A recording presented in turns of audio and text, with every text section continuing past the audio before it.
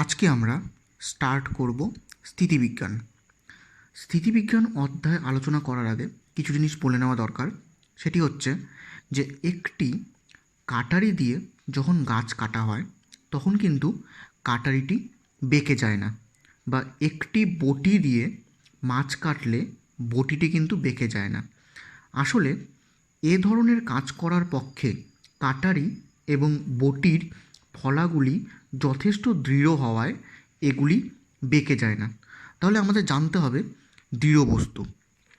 আমাদের জানতে হবে কি, সেটা হচ্ছে দৃঢ় বস্তু। দৃঢ় বস্তু কী জিনিস? দৃঢ় বস্তু হচ্ছে যে বল প্রয়োগ করেও যদি কোনো বস্তুর আকার ও আয়তনের পরিবর্তন না করা যায় তবে সেই বস্তুটিকে বলা হয় দৃঢ় বস্তু। বুঝতে পারা গেল কি বললাম? তাহলে দৃঢ় বস্তু কাকে বলছে? বল প্রয়োগ করেও যদি কোনো বস্তুর আকার বা আয়তন পরিবর্তন করা না যায় তবে সেই বস্তুটিকে বলা হয় দৃঢ় বস্তু। এবার যেটা দেখতে গেলে, বাস্তব ক্ষেত্রে দেখতে গেলে কোনো বস্তুই পুরোপুরি দৃঢ় নয়, ঠিক আছে? কিন্তু স্থিতিবিজ্ঞানের আলোচনায় আমরা বেশিরভাগ বস্তুকে দৃঢ় হিসাবে ধরে নিই এবং এর জন্য গণনায় যে ত্রুটি আসে তা উপেক্ষণীয়, ঠিক আছে? এরপর আমাদের যেটা টপিক সেটা হচ্ছে ভরকেন্দ্র। এরপর আমাদের নেক্সট টপিক হলো ভরকেন্দ্র। ভরকেন্দ্র কী জিনিস? যে একটি বিস্তৃত বস্তু অসংখ্য বস্তুকণার সমন্বয়ে গঠিত হয়, ঠিক আছে? একটি বিস্তৃত বস্তু অসংখ্য বস্তুকণার সমন্বয়ে গঠিত হয়। এই বিস্তৃত বস্তুটি দৃঢ় হলে বস্তুটির আকার ও আয়তন অপরিবর্তিত থাকে, অর্থাৎ বস্তুকণাগুলির দূরত্ব পরস্পরের সাপেক্ষে অপরিবর্তিত থাকে, এটা আমরা বলতে পারি। এছাড়া কিছু সংখ্যক বিভিন্ন বস্তুকণা বা বিচ্ছিন্ন বস্তুকণা যদি এমনভাবে থাকে যাতে তাদের পারস্পরিক দূরত্বের কোনো পরিবর্তন না হয়, তাহলে এই কণা সমষ্টিকে আমরা বলতে পারবো বিস্তৃত দৃঢ় বস্তু। বুঝতে পারা গেল? একটি বস্তুকণার উপর যদি একটি নির্দিষ্ট দিকে বল প্রয়োগ করা হলে কণাটির চলন গতি সৃষ্টি হয়, কিন্তু আবর্তগতি বা মিশ্র গতির সৃষ্ট হওয়ার কোনো প্রশ্নই ওঠে না। অন্যদিকে একটি বিস্তৃত বস্তু বা কণা সমষ্টির উপর যখন বল প্রয়োগ করা হয় তখন তার মধ্যে মিশ্র গতি উৎপন্ন হয়। তা সত্ত্বেও প্রতিটি বস্তুর ক্ষেত্রেই একটি বিশেষ বিন্দুর অস্তিত্ব আছে যার মধ্য দিয়ে বল প্রয়োগ করলে বস্তুটির শুধু চলনই হবে, কোনো ঘূর্ণন বা মিশ্র গতির সৃষ্টি হবে না। এই বিশেষ বিন্দুটিকেই বলা হচ্ছে ভরকেন্দ্র। অর্থাৎ আমরা বলতে পারি যে আমরা যদি এরকম একটা বস্তু নিই, তো সেই বস্তুর উপর যদি আমরা এই দিকে বল প্রয়োগ করি বা এই দিকে বল প্রয়োগ করি বা এরকম করে এই দিকে বল প্রয়োগ করি, তাহলে দেখতে পাওয়া যাবে যে বস্তুটির মধ্যে যখন বল প্রয়োগ করা হচ্ছে তখন বস্তুটির চলন গতির সঙ্গে ঘূর্ণন গতিও হচ্ছে, অর্থাৎ বস্তুটি ঘুরে ঘুরে ঘুরে ঘুরে চলছে। যেমন ধরে নয় পেনটা, এই পেনটা যখন আমরা এরকম করে বল প্রয়োগ করছি তখন পেনটা এরকম করে মুভ করছে, এটা আমরা বলতে পারি, ঠিক আছে? তার মানে কোনো একটা বস্তুর মধ্যে বল প্রয়োগ করলে সেই বস্তুটি মধ্যে ঘূর্ণন গতির সঙ্গে চলন গতিও সৃষ্টি হয়। কিন্তু সেই বস্তুটির মধ্যে যদি আমরা এমন কোনো একটা বিন্দু ধরে নিই, কি বললাম, যে বস্তুটির মধ্যে যদি আমরা এমন কোনো একটা বিন্দু ধরে নিই যেই বিন্দু দিয়ে বল প্রয়োগ করলে বস্তুটির কোনো ঘূর্ণন গতির সৃষ্টি হবে না, শুধুমাত্র চলন গতির সৃষ্টি হবে, তখন সেই বিন্দুটিকে বলা হয় ভরকেন্দ্র। বুঝতে পারা গেল কি বললাম? তাহলে ভরকেন্দ্র কি? কোনো বিস্তৃত বস্তু বা কণা সমষ্টির ভরকেন্দ্র হলো এমন একটি অদ্বিতীয় বিন্দু যার মধ্য দিয়ে বল প্রয়োগ করলে বস্তুটিতে শুধুমাত্র রৈখিক গতির সৃষ্টি হয়, কোনো আবর্ত গতি সৃষ্টি হয় না। বুঝতে পারা গেছে? তাহলে আমরা এখান থেকে বলতে পারি যে কোনো বস্তুর রৈখিক গতি আলোচনা করার সময় বস্তুটির কথা চিন্তা না করে বস্তুটির শুধুমাত্র ভরকেন্দ্রের রৈখিক গতির কথাই চিন্তা করতে হয়। এই জন্য রৈখিক গতির আলোচনায় আমরা শুধুমাত্র বস্তুকণার উল্লেখ করে থাকি এবং ওই বস্তুকণাটি আসলে সমগ্র বস্তুর ভর বিশিষ্ট একটি কণা যার অবস্থান বস্তুটির ভরকেন্দ্রে। তাহলে আমরা বলতে পারি যে ভরকেন্দ্র হলো যে কোনো একটা বস্তুর সমস্ত ভরগুলো যে একটা কেন্দ্রের মধ্যে কেন্দ্রীভূত আছে, সেটাকে আমরা বলছি ভরকেন্দ্র। বুঝতে পারা গেল কি বললাম? এখন আমরা দুটি কণা দ্বারা গঠিত সংস্থার ভরকেন্দ্র নিয়ে আমরা আলোচনা করব। তাহলে আমরা এখানে নিলাম যে দুটি কণা দিয়ে গঠিত সংস্থার ভরকেন্দ্র। দুটি কণা দিয়ে গঠিত সংস্থার ভরকেন্দ্রের মধ্যে আমরা বলতে পারি যে আমরা ধরে নিলাম যে M1 এবং M2 ভর বিশিষ্ট দুটি বস্তু কণা। ঠিক আছে, M1 একটার ভর হচ্ছে M1 আর একটার ভর হচ্ছে M2। M1 এবং M2 ভর বিশিষ্ট দুটি বস্তু কণা একটি দৃঢ় এবং হালকা দণ্ডের সঙ্গে যুক্ত আছে এবং এই সংস্থাটিকে একটি দ্বিমাত্রিক মানে এক্স অক্ষ আর ওয়াই অক্ষ বরাবর, এদিকে যদি আমরা এক্স অক্ষ নিই, এটাকে যদি আমরা ওয়াই অক্ষ নিই, তাহলে এক্স অক্ষ আর ওয়াই অক্ষ বরাবর সেই দণ্ডটিকে রাখা আছে। যেমন ধরে নিলাম দণ্ডটি এক্স অক্ষের উপর এর উপরে রাখা আছে, এটা আমরা দণ্ডটিকে ধরে নিলাম। ঠিক আছে, দণ্ডটি এইভাবে করে রাখা আছে। এই সংস্থাটির ক্ষেত্রে ভরকেন্দ্রের অবস্থানকে কণা দুটির মোট ভরের গড় অবস্থান হিসাবে আমরা বর্ণনা করব। ঠিক আছে, অর্থাৎ এখানে এর ভরকেন্দ্রটা কোথায় হচ্ছে সেটা আমরা এখান থেকে বের করব। এই অবস্থানে যে সমীকরণ দিয়ে আমি এই দণ্ডটির ভরকেন্দ্রটিকে চিহ্নিত করব সেটা বোঝার আগে আমরা একটা এক্সাম্পল একটু আলোচনা করে নিচ্ছি। সেই এক্সাম্পলের মধ্যে এখানে আমরা বলতে পারি যে যেমন ধরে নাও যে তোমরা দোকানে গেলে এবং দোকানে গিয়ে দুই ধরনের পেন দেখলে এবং প্রতিটি পেনের দাম দেখলে, মানে দুই ধরনের, প্রথম ধরনের পেনের দাম দেখলে C1 আর দ্বিতীয় ধরনের পেনের দাম দেখলে C2। অর্থাৎ আমরা বলতে পারি যে C1 দামের পেন নেওয়া হলো N1টি, তাহলে C1 দামের আমরা N1টি পেন নিলাম।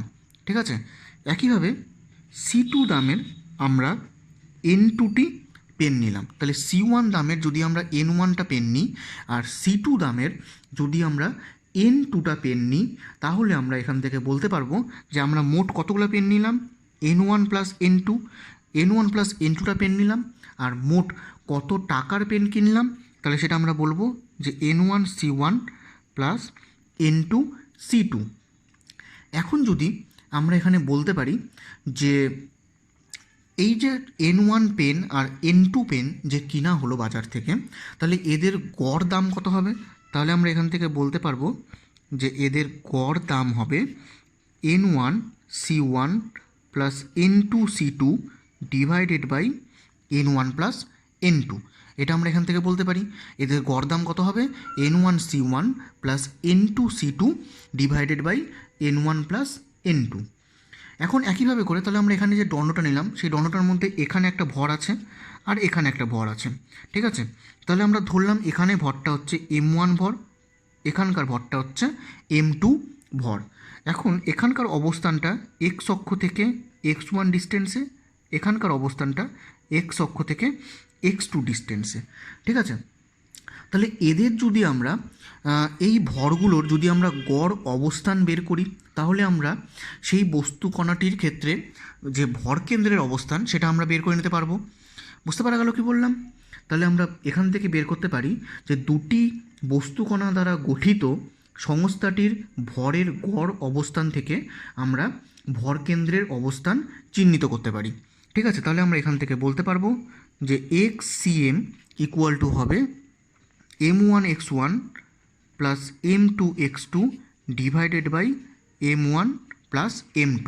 তাহলে এখান থেকে আমরা পেয়ে যাচ্ছি XCM equal to M1 X1 plus M2 X2 divided by M1 plus M2। তাহলে XCM এর ভ্যালু কত হবে? মোটামুটি দেখতে গেলে এদের যে মিডিল পয়েন্ট সেই মিডিল পয়েন্টে আমরা XCM এর যে ভ্যালু সেই ভ্যালুটা আমরা এখান থেকে পেয়ে যাব। বুঝতে পারা গেল? তাহলে আমরা এখান থেকে যদি X1 X2 M1 M2র ভ্যালু যদি আমরা জেনে যাই তাহলে আমরা এখান থেকে সেই দুটি বস্তু কণা দ্বারা গঠিত যে ভরকেন্দ্র সেটা আমরা এখান থেকে বের করতে পারবো। বুঝতে পারা গেল কি বললাম? এরপর নেক্সট টপিক হচ্ছে ত্রিমাত্রিক নির্দেশতন্ত্রে অসীম সংখ্যক কণা দিয়ে গঠিত সংস্থার ভরকেন্দ্র। অর্থাৎ আমরা এখানে একটা বস্তু নিলাম, সেই বস্তুটি অসংখ্য কণা নিয়ে গঠিত হচ্ছে। এখন ত্রিমাত্রিক নির্দেশতন্ত্র মানে আমরা বলতে পারি যে এক্স অক্ষ, ওয়াই অক্ষ, জেড অক্ষ বরাবর আমরা যদি এর ভরকেন্দ্রটা বের করি তাহলে আমরা সেটা কি করে পাবো?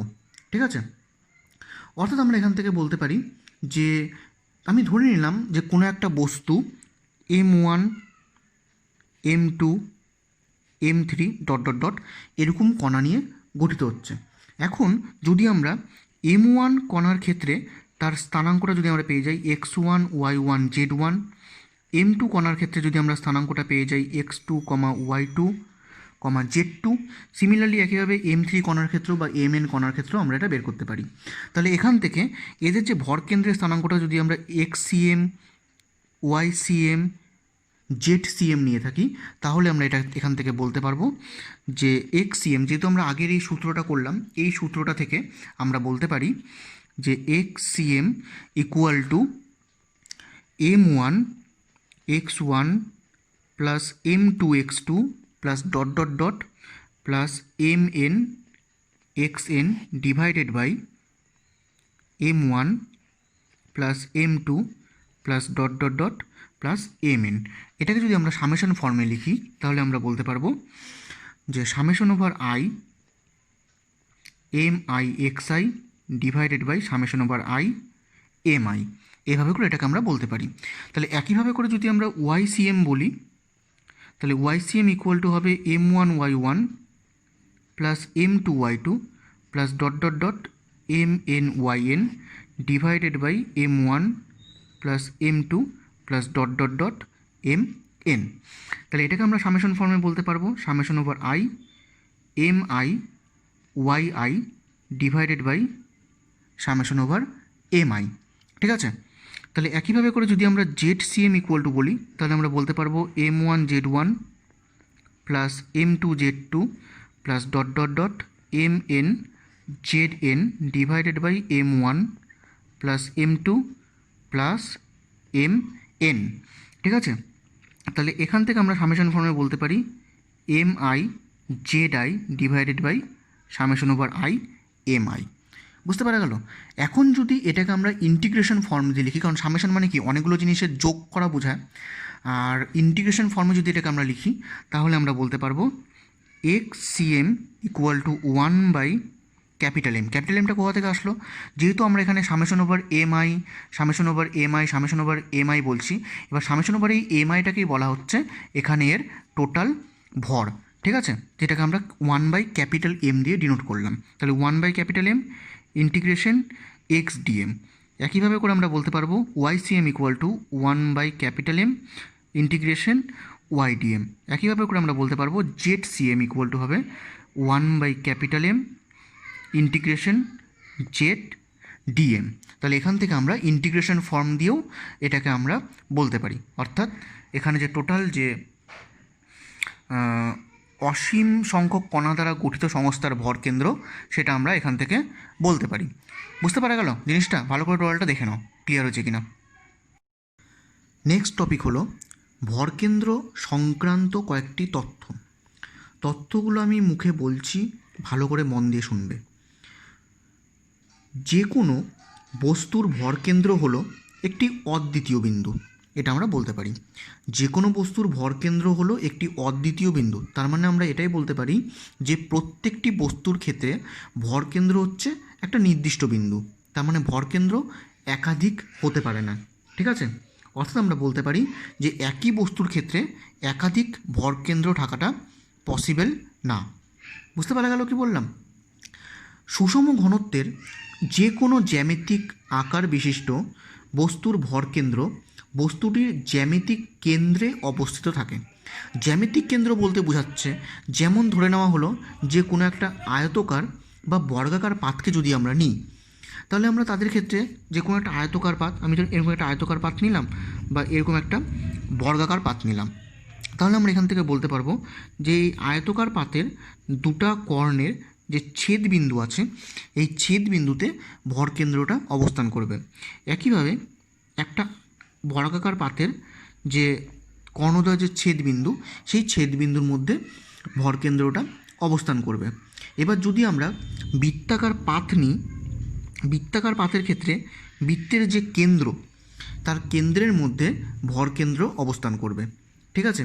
কোনো একটা ত্রিভুজাকার পাত নিলে সেই ত্রিভুজের তিনটা মধ্যবিন্দু তিনটা মধ্যমা যে বিন্দুতে মিলিত হবে সেই বিন্দুটিকে ত্রিভুজের ভরকেন্দ্র চিহ্নিত করা হচ্ছে। এবার যদি আমরা কোনো একটা গোলক নিই, গোলকের ক্ষেত্রেও সেই গোলকের যে কেন্দ্র হবে সেই কেন্দ্র দিয়ে আমরা ভরকেন্দ্রকে চিহ্নিত করছি। কোনো একটা সরল দণ্ড নেওয়া হলো, তাহলে কোনো একটা সরল দণ্ডের ক্ষেত্রে সেই দণ্ডটার যে মধ্যবিন্দু সেই মধ্যবিন্দুতে আমরা ভরকেন্দ্রকে চিহ্নিত করছি। কোনো একটা চোঙ নিলেও তার যে অক্ষের যে মধ্যবিন্দু হয় সেই মধ্যবিন্দুতে আমরা ভরকেন্দ্র চিহ্নিত করছি। কোনো একটা আয়তঘনক যদি আমরা নিই তাহলে যে কোনো দুটি বিপরীত তলের মধ্যবিন্দু দুটির সংযোগকারী রেখার মধ্যবিন্দু বলতে পারি। তার থেকে আরও ভালো করে বলতে পারি যে কোনো একটা আয়তঘনকের যে কর্ণ হয়, অর্থাৎ আমরা যদি এখানে একটা আয়তঘনক কনসিডার করি তাহলে সেই আয়তঘনকের ক্ষেত্রে এখানে যদি একটা কর্ণ আঁকি আর এখান থেকে যদি আমরা একটা কর্ণ আঁকি তাহলে আমরা দেখব যে এই দুটো কর্ণের যে মিডিল পয়েন্ট সেই মিডিল পয়েন্টে আয়তঘনকের ভরকেন্দ্র অবস্থান করছে। ঠিক আছে, নেক্সট পয়েন্ট হচ্ছে কোনো বস্তুর ঘনত্ব এক অংশে কম এবং অপর অংশে বেশি, অর্থাৎ ঘনত্ব যেদিকে বেশি ভরকেন্দ্রটি সেই দিকে সরে যাবে। অর্থাৎ আমরা বলতে পারি যে পরিষ্কার জলে পূর্ণ একটি গ্লাসের ভরকেন্দ্র যেখানে অবস্থিত, কাদাগোলা জলে পূর্ণ গ্লাসটির ভরকেন্দ্র তার থেকে নিচে নেমে আসবে। কারণ কোনো একটা কাদাগোলা জলের ক্ষেত্রে ভরকেন্দ্রের মানটা কী হচ্ছে, বেড়ে যাচ্ছে। ঠিক আছে, কারণ আমি কোনো একটা পাত্রের মধ্যে যখন জল নিচ্ছি, জল নিলে পাত্রটির ভরকেন্দ্র যেখানে অবস্থান করছে, কাদাগোলা জল নিলে নিচে যেহেতু কাদার ঘনত্বটা বেশি ওই জন্য ভরকেন্দ্রটা নিচের দিকে নেমে যাচ্ছে, এটা আমরা বলতে পারি। বস্তু সমষ্টির মধ্যে কোনো একটি বস্তুর ভরের তুলনায় অন্য ভরগুলি নগণ্য হলে বস্তু সমষ্টির ভরকেন্দ্র ওই বস্তুটির ভরকেন্দ্রের প্রায় অভিন্ন হয়। যেমন সৌরমণ্ডলে ভরকেন্দ্রটি অনেকটা সূর্যের কেন্দ্রে অবস্থিত, কারণ সূর্যের ভরের তুলনায় গ্রহগুলির ভর প্রায় নগণ্য, এটা আমরা বলতে পারি। বুঝতে পারা গেল? তার মানে আমরা এখান থেকে বলতে পারছি যে অনেকগুলো বস্তু, যখন বিস্তৃত বস্তু একসঙ্গে অনেকগুলো এরম করে আছে, তখন যেই বস্তুটার ভর, ধরে নিলাম এই দিকে যদি ভরটা প্রচুর পরিমাণে বেশি হয় তাহলে ভরকেন্দ্রটা মোটামুটি এই দিকে সরে আসবে, অর্থাৎ যেই দিকে বেশি ভর থাকবে ভরকেন্দ্রটা সেই দিকেই থাকবে, এটা আমরা বলতে পারি। আচ্ছা, নেক্সট পয়েন্ট যেটা বলছে সেটা হচ্ছে কোনো বস্তুর ভরকেন্দ্র বস্তুটির উপাদানের বাইরেও থাকতে পারে। ঠিক আছে, কোনো বস্তুর ভরকেন্দ্র বস্তুটির উপাদানের বাইরেও থাকতে পারে। যেমন একটি বৃত্তাকার আংটা, যেমন যদি আমরা একটা বৃত্তাকার আংটা নিই বা কোনো চুড়ি নিই, হাতে পরার চুড়ি, তাদের ক্ষেত্রে দেখব যে ভরকেন্দ্রটা সেই বৃত্তাকার কক্ষের বাইরের দিকে অবস্থিত আছে। বুঝতে পারা গেল? অ্যাজ ফর এক্সাম্পল আমরা এটাও বলতে পারি যে দরজার কড়া বা হাতে পরার চুড়ি, কোনো বৃত্তাকার আংটা, এগুলো প্রত্যেকটা ক্ষেত্রেই ভরকেন্দ্রটা বাইরের দিকে অবস্থান করছে। এখন আমরা এটাও বলতে পারি যে বস্তুর আকার যদি পরিবর্তিত করা হয়, ঠিক আছে, তাহলে ভরকেন্দ্রের অবস্থানও বদলে যায়।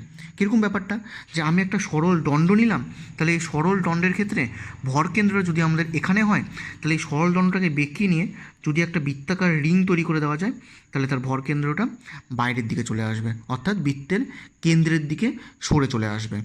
বুঝতে পারা গেল কি বললাম? নেক্সট টপিক হলো ভরবেগের সংরক্ষণ ও ভরকেন্দ্রের গতি। ভরবেগের সংরক্ষণ ও ভরকেন্দ্রের গতি বলতে আমরা বলতে পারি যে একটা বিস্তৃত বস্তু নেওয়া হলো, সেই বিস্তৃত বস্তুটা M1, M2, M3 এরকম ডট ডট ডট অনেকগুলো কণার নিয়ে গঠিত হচ্ছে, এবং প্রতিটি ভরের যদি আমরা অবস্থান ভেক্টর ধরি, অর্থাৎ M1 ভরের অবস্থান ভেক্টর R1, M2 ভরের অবস্থান ভেক্টর R2, M3 ভরের অবস্থান ভেক্টর R3, যদি আমরা এরকম করে কনসিডার করি তাহলে আমরা বলতে পারবো যে এতগুলো ভর নিয়ে যে বস্তুটা তৈরি হচ্ছে সেই বস্তুটার অবশ্যই একটা ভরকেন্দ্র আছে, আর ভরকেন্দ্র থাকলে সেই বস্তুটার ভরকেন্দ্রেরও একটি অবস্থান আছে, এবং সেটাকে যদি আমরা RCM ভেক্টর দিয়ে চিহ্নিত করি তাহলে আমরা এখান থেকে বলতে পারবো যে RCM vector equal two XI cap plus YJ cap plus ZK cap, এটা আমরা এখান থেকে বলতে পারি। ঠিক আছে, তাহলে আমরা এখান থেকে কী বলতে পারছি যে RCM equal to X I cap plus Y J cap plus Z K cap. আর একটু আগেই আমরা যেটা করলাম, অ্যাকচুয়ালি এটাকে এক্স বলা ভুল হবে, X CM I cap Y CM J cap Z CM K cap, এটা আমরা বলা বেটার হবে। এবার এক্স সিএম এর মান একটু আগে আমরা সামেশন ওভার দিয়ে বের করলাম, যে summation over I M I X I divided over summation over I M I, plus এখানে আমরা বলতে পারি summation over I M I Y I divided by summation over I M I. আর এখানে আমরা বলতে পারি summation over I M I Z I divided by summation over I M I. ঠিক আছে, এইভাবে করে আমরা বলতে পারি। তাহলে এখন যদি এখান থেকে আমরা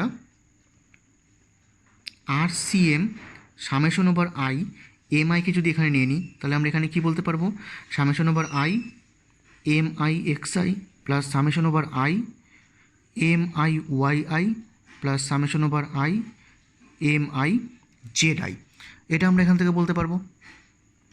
সরি, এখানে একটা আই ক্যাপ যাবে, এখানে একটা জে ক্যাপ যাবে, আর এখানে একটা কে ক্যাপ যাবে। কে ক্যাপটা উপরে বসবে, জায়গা নেই বলে আমি নিচে করলাম। ঠিক আছে, সো তাহলে এখানে একটা আই ক্যাপ যাবে, এখানে একটা জে ক্যাপ যাবে, এখানে একটা কে ক্যাপ যাবে। তাহলে তাহলে আমরা এখান থেকে বলতে পারি যে সামেশন ওভার এম আই মানে কি, টোটাল ভরটাকে বোঝাচ্ছে। তাহলে টোটাল ভর হলে আমরা এখান থেকে বলতে পারি এম আর সিএম। ঠিক আছে, এম আর সিএম, এটা যদি আর ভেক্টর হবে, তাহলে M R vector CM equal to, আমরা এখান থেকে যদি সামেশন ওভার আই থেকে যদি এম আই কমন নিই, তাহলে আমরা বলতে পারবো X I I cap plus Y I J cap plus Z I K cap, এটা আমরা এখান থেকে বলতে পারবো। এখন এটাকে তাহলে আমরা লিখতে পারি summation over I M I R I vector. ঠিক আছে, তাহলে এটাকে আমরা বলতে পারছি summation over I M I R I vector. তাহলে এখন যদি আমরা ভরকেন্দ্রের যদি ভরবেগ আমরা বের করি, তাহলে আমরা দেখলাম যে M R CM vector equal to summation over I M I R I vector, এটা আমরা দেখলাম। ঠিক আছে, তাহলে এখন যদি আমরা ভরকেন্দ্রের ভরবেগ বের করি, তাহলে সেটা কত করতে হবে, এটাকে আমাকে ডেরিভেটিভ করতে হবে। তাহলে কত হবে, M D R CM vector by DT equal to আমরা বলতে পারি M V CM vector, V CM কোথা থেকে আসলো, D R CM vector by DT, এটা ডেরিভেটিভ করলে আমরা এখান থেকে বেগ পেয়ে যাচ্ছি। তাহলে এটাকে আমরা লিখতে পারি summation over I M I D R I vector by DT, অর্থাৎ আমরা এখান থেকে বলতে পারি summation over I M I V I vector. অর্থাৎ আমরা এখান থেকে এই সিদ্ধান্তে আসতে পারি যে ভরকেন্দ্রের ভরবেগ আর ইকুয়াল টু কণাসমূহের ভরবেগের লব্ধি। কী বললাম এখান থেকে আমরা বলতে পারি যে ভরকেন্দ্রের ভরবেগ ইকুয়াল টু কণাসমূহের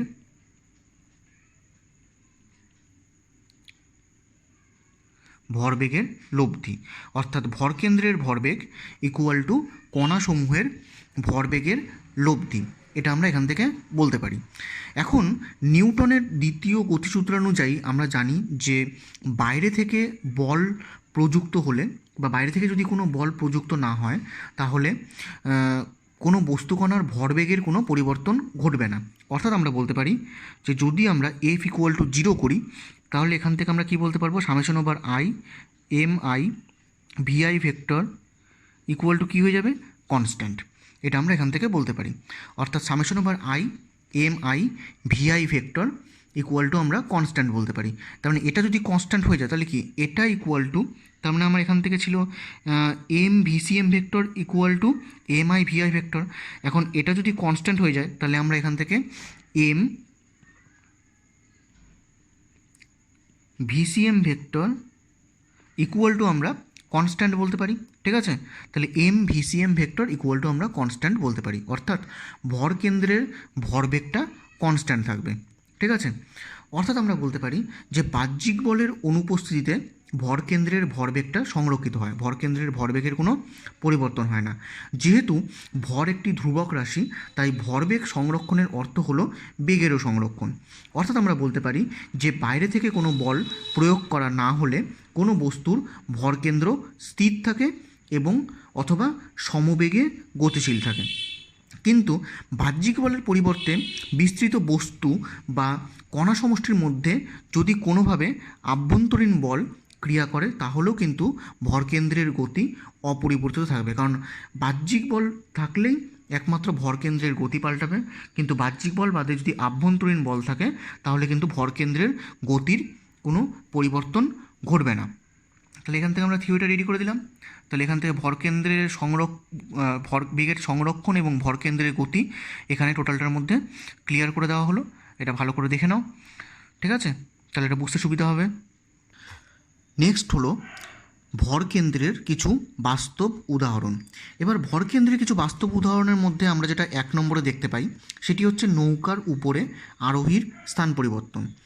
নৌকার উপরে আরোহীর স্থান পরিবর্তন বলতে বোঝাচ্ছে যে এখানে যদি একটা নৌকা থাকে আর এখানে যদি একটা আরোহী থাকে, ধরলাম এটা হচ্ছে সি হচ্ছে ভরকেন্দ্র, আরোহী আছে বিতে, আর এটা নৌকাটির একটা বিন্দু এ, ঠিক আছে? এবার নৌকাটার এ বিন্দু থেকে যদি যখন লোকটা নৌকাটার বি বিন্দুতে যাবে তখন দেখা যাবে যে নৌকাটার বি বিন্দু থেকে যখন লোকটা নৌকাটার এ বিন্দু থাকবে, কিন্তু ভরকেন্দ্রের কোনো পরিবর্তন ঘটবে না। অর্থাৎ আমরা বলতে পারি যে একটি নৌকার উপর একজন মাত্র আরোহী যদি বি অবস্থানে থাকে, অর্থাৎ নৌকার মধ্যে এখানে বি অবস্থানে আছে, ঠিক আছে? তাহলে আরোহীর ভরের জন্যই নৌকা এবং আরোহীর মিলিত সংস্থার ভরকেন্দ্র নৌকার মধ্যবিন্দুতে না থেকে আরোহীর দিকে কিছুটা সরে যাবে, মোটামুটি এই দিকে সরে যাবে, ঠিক আছে?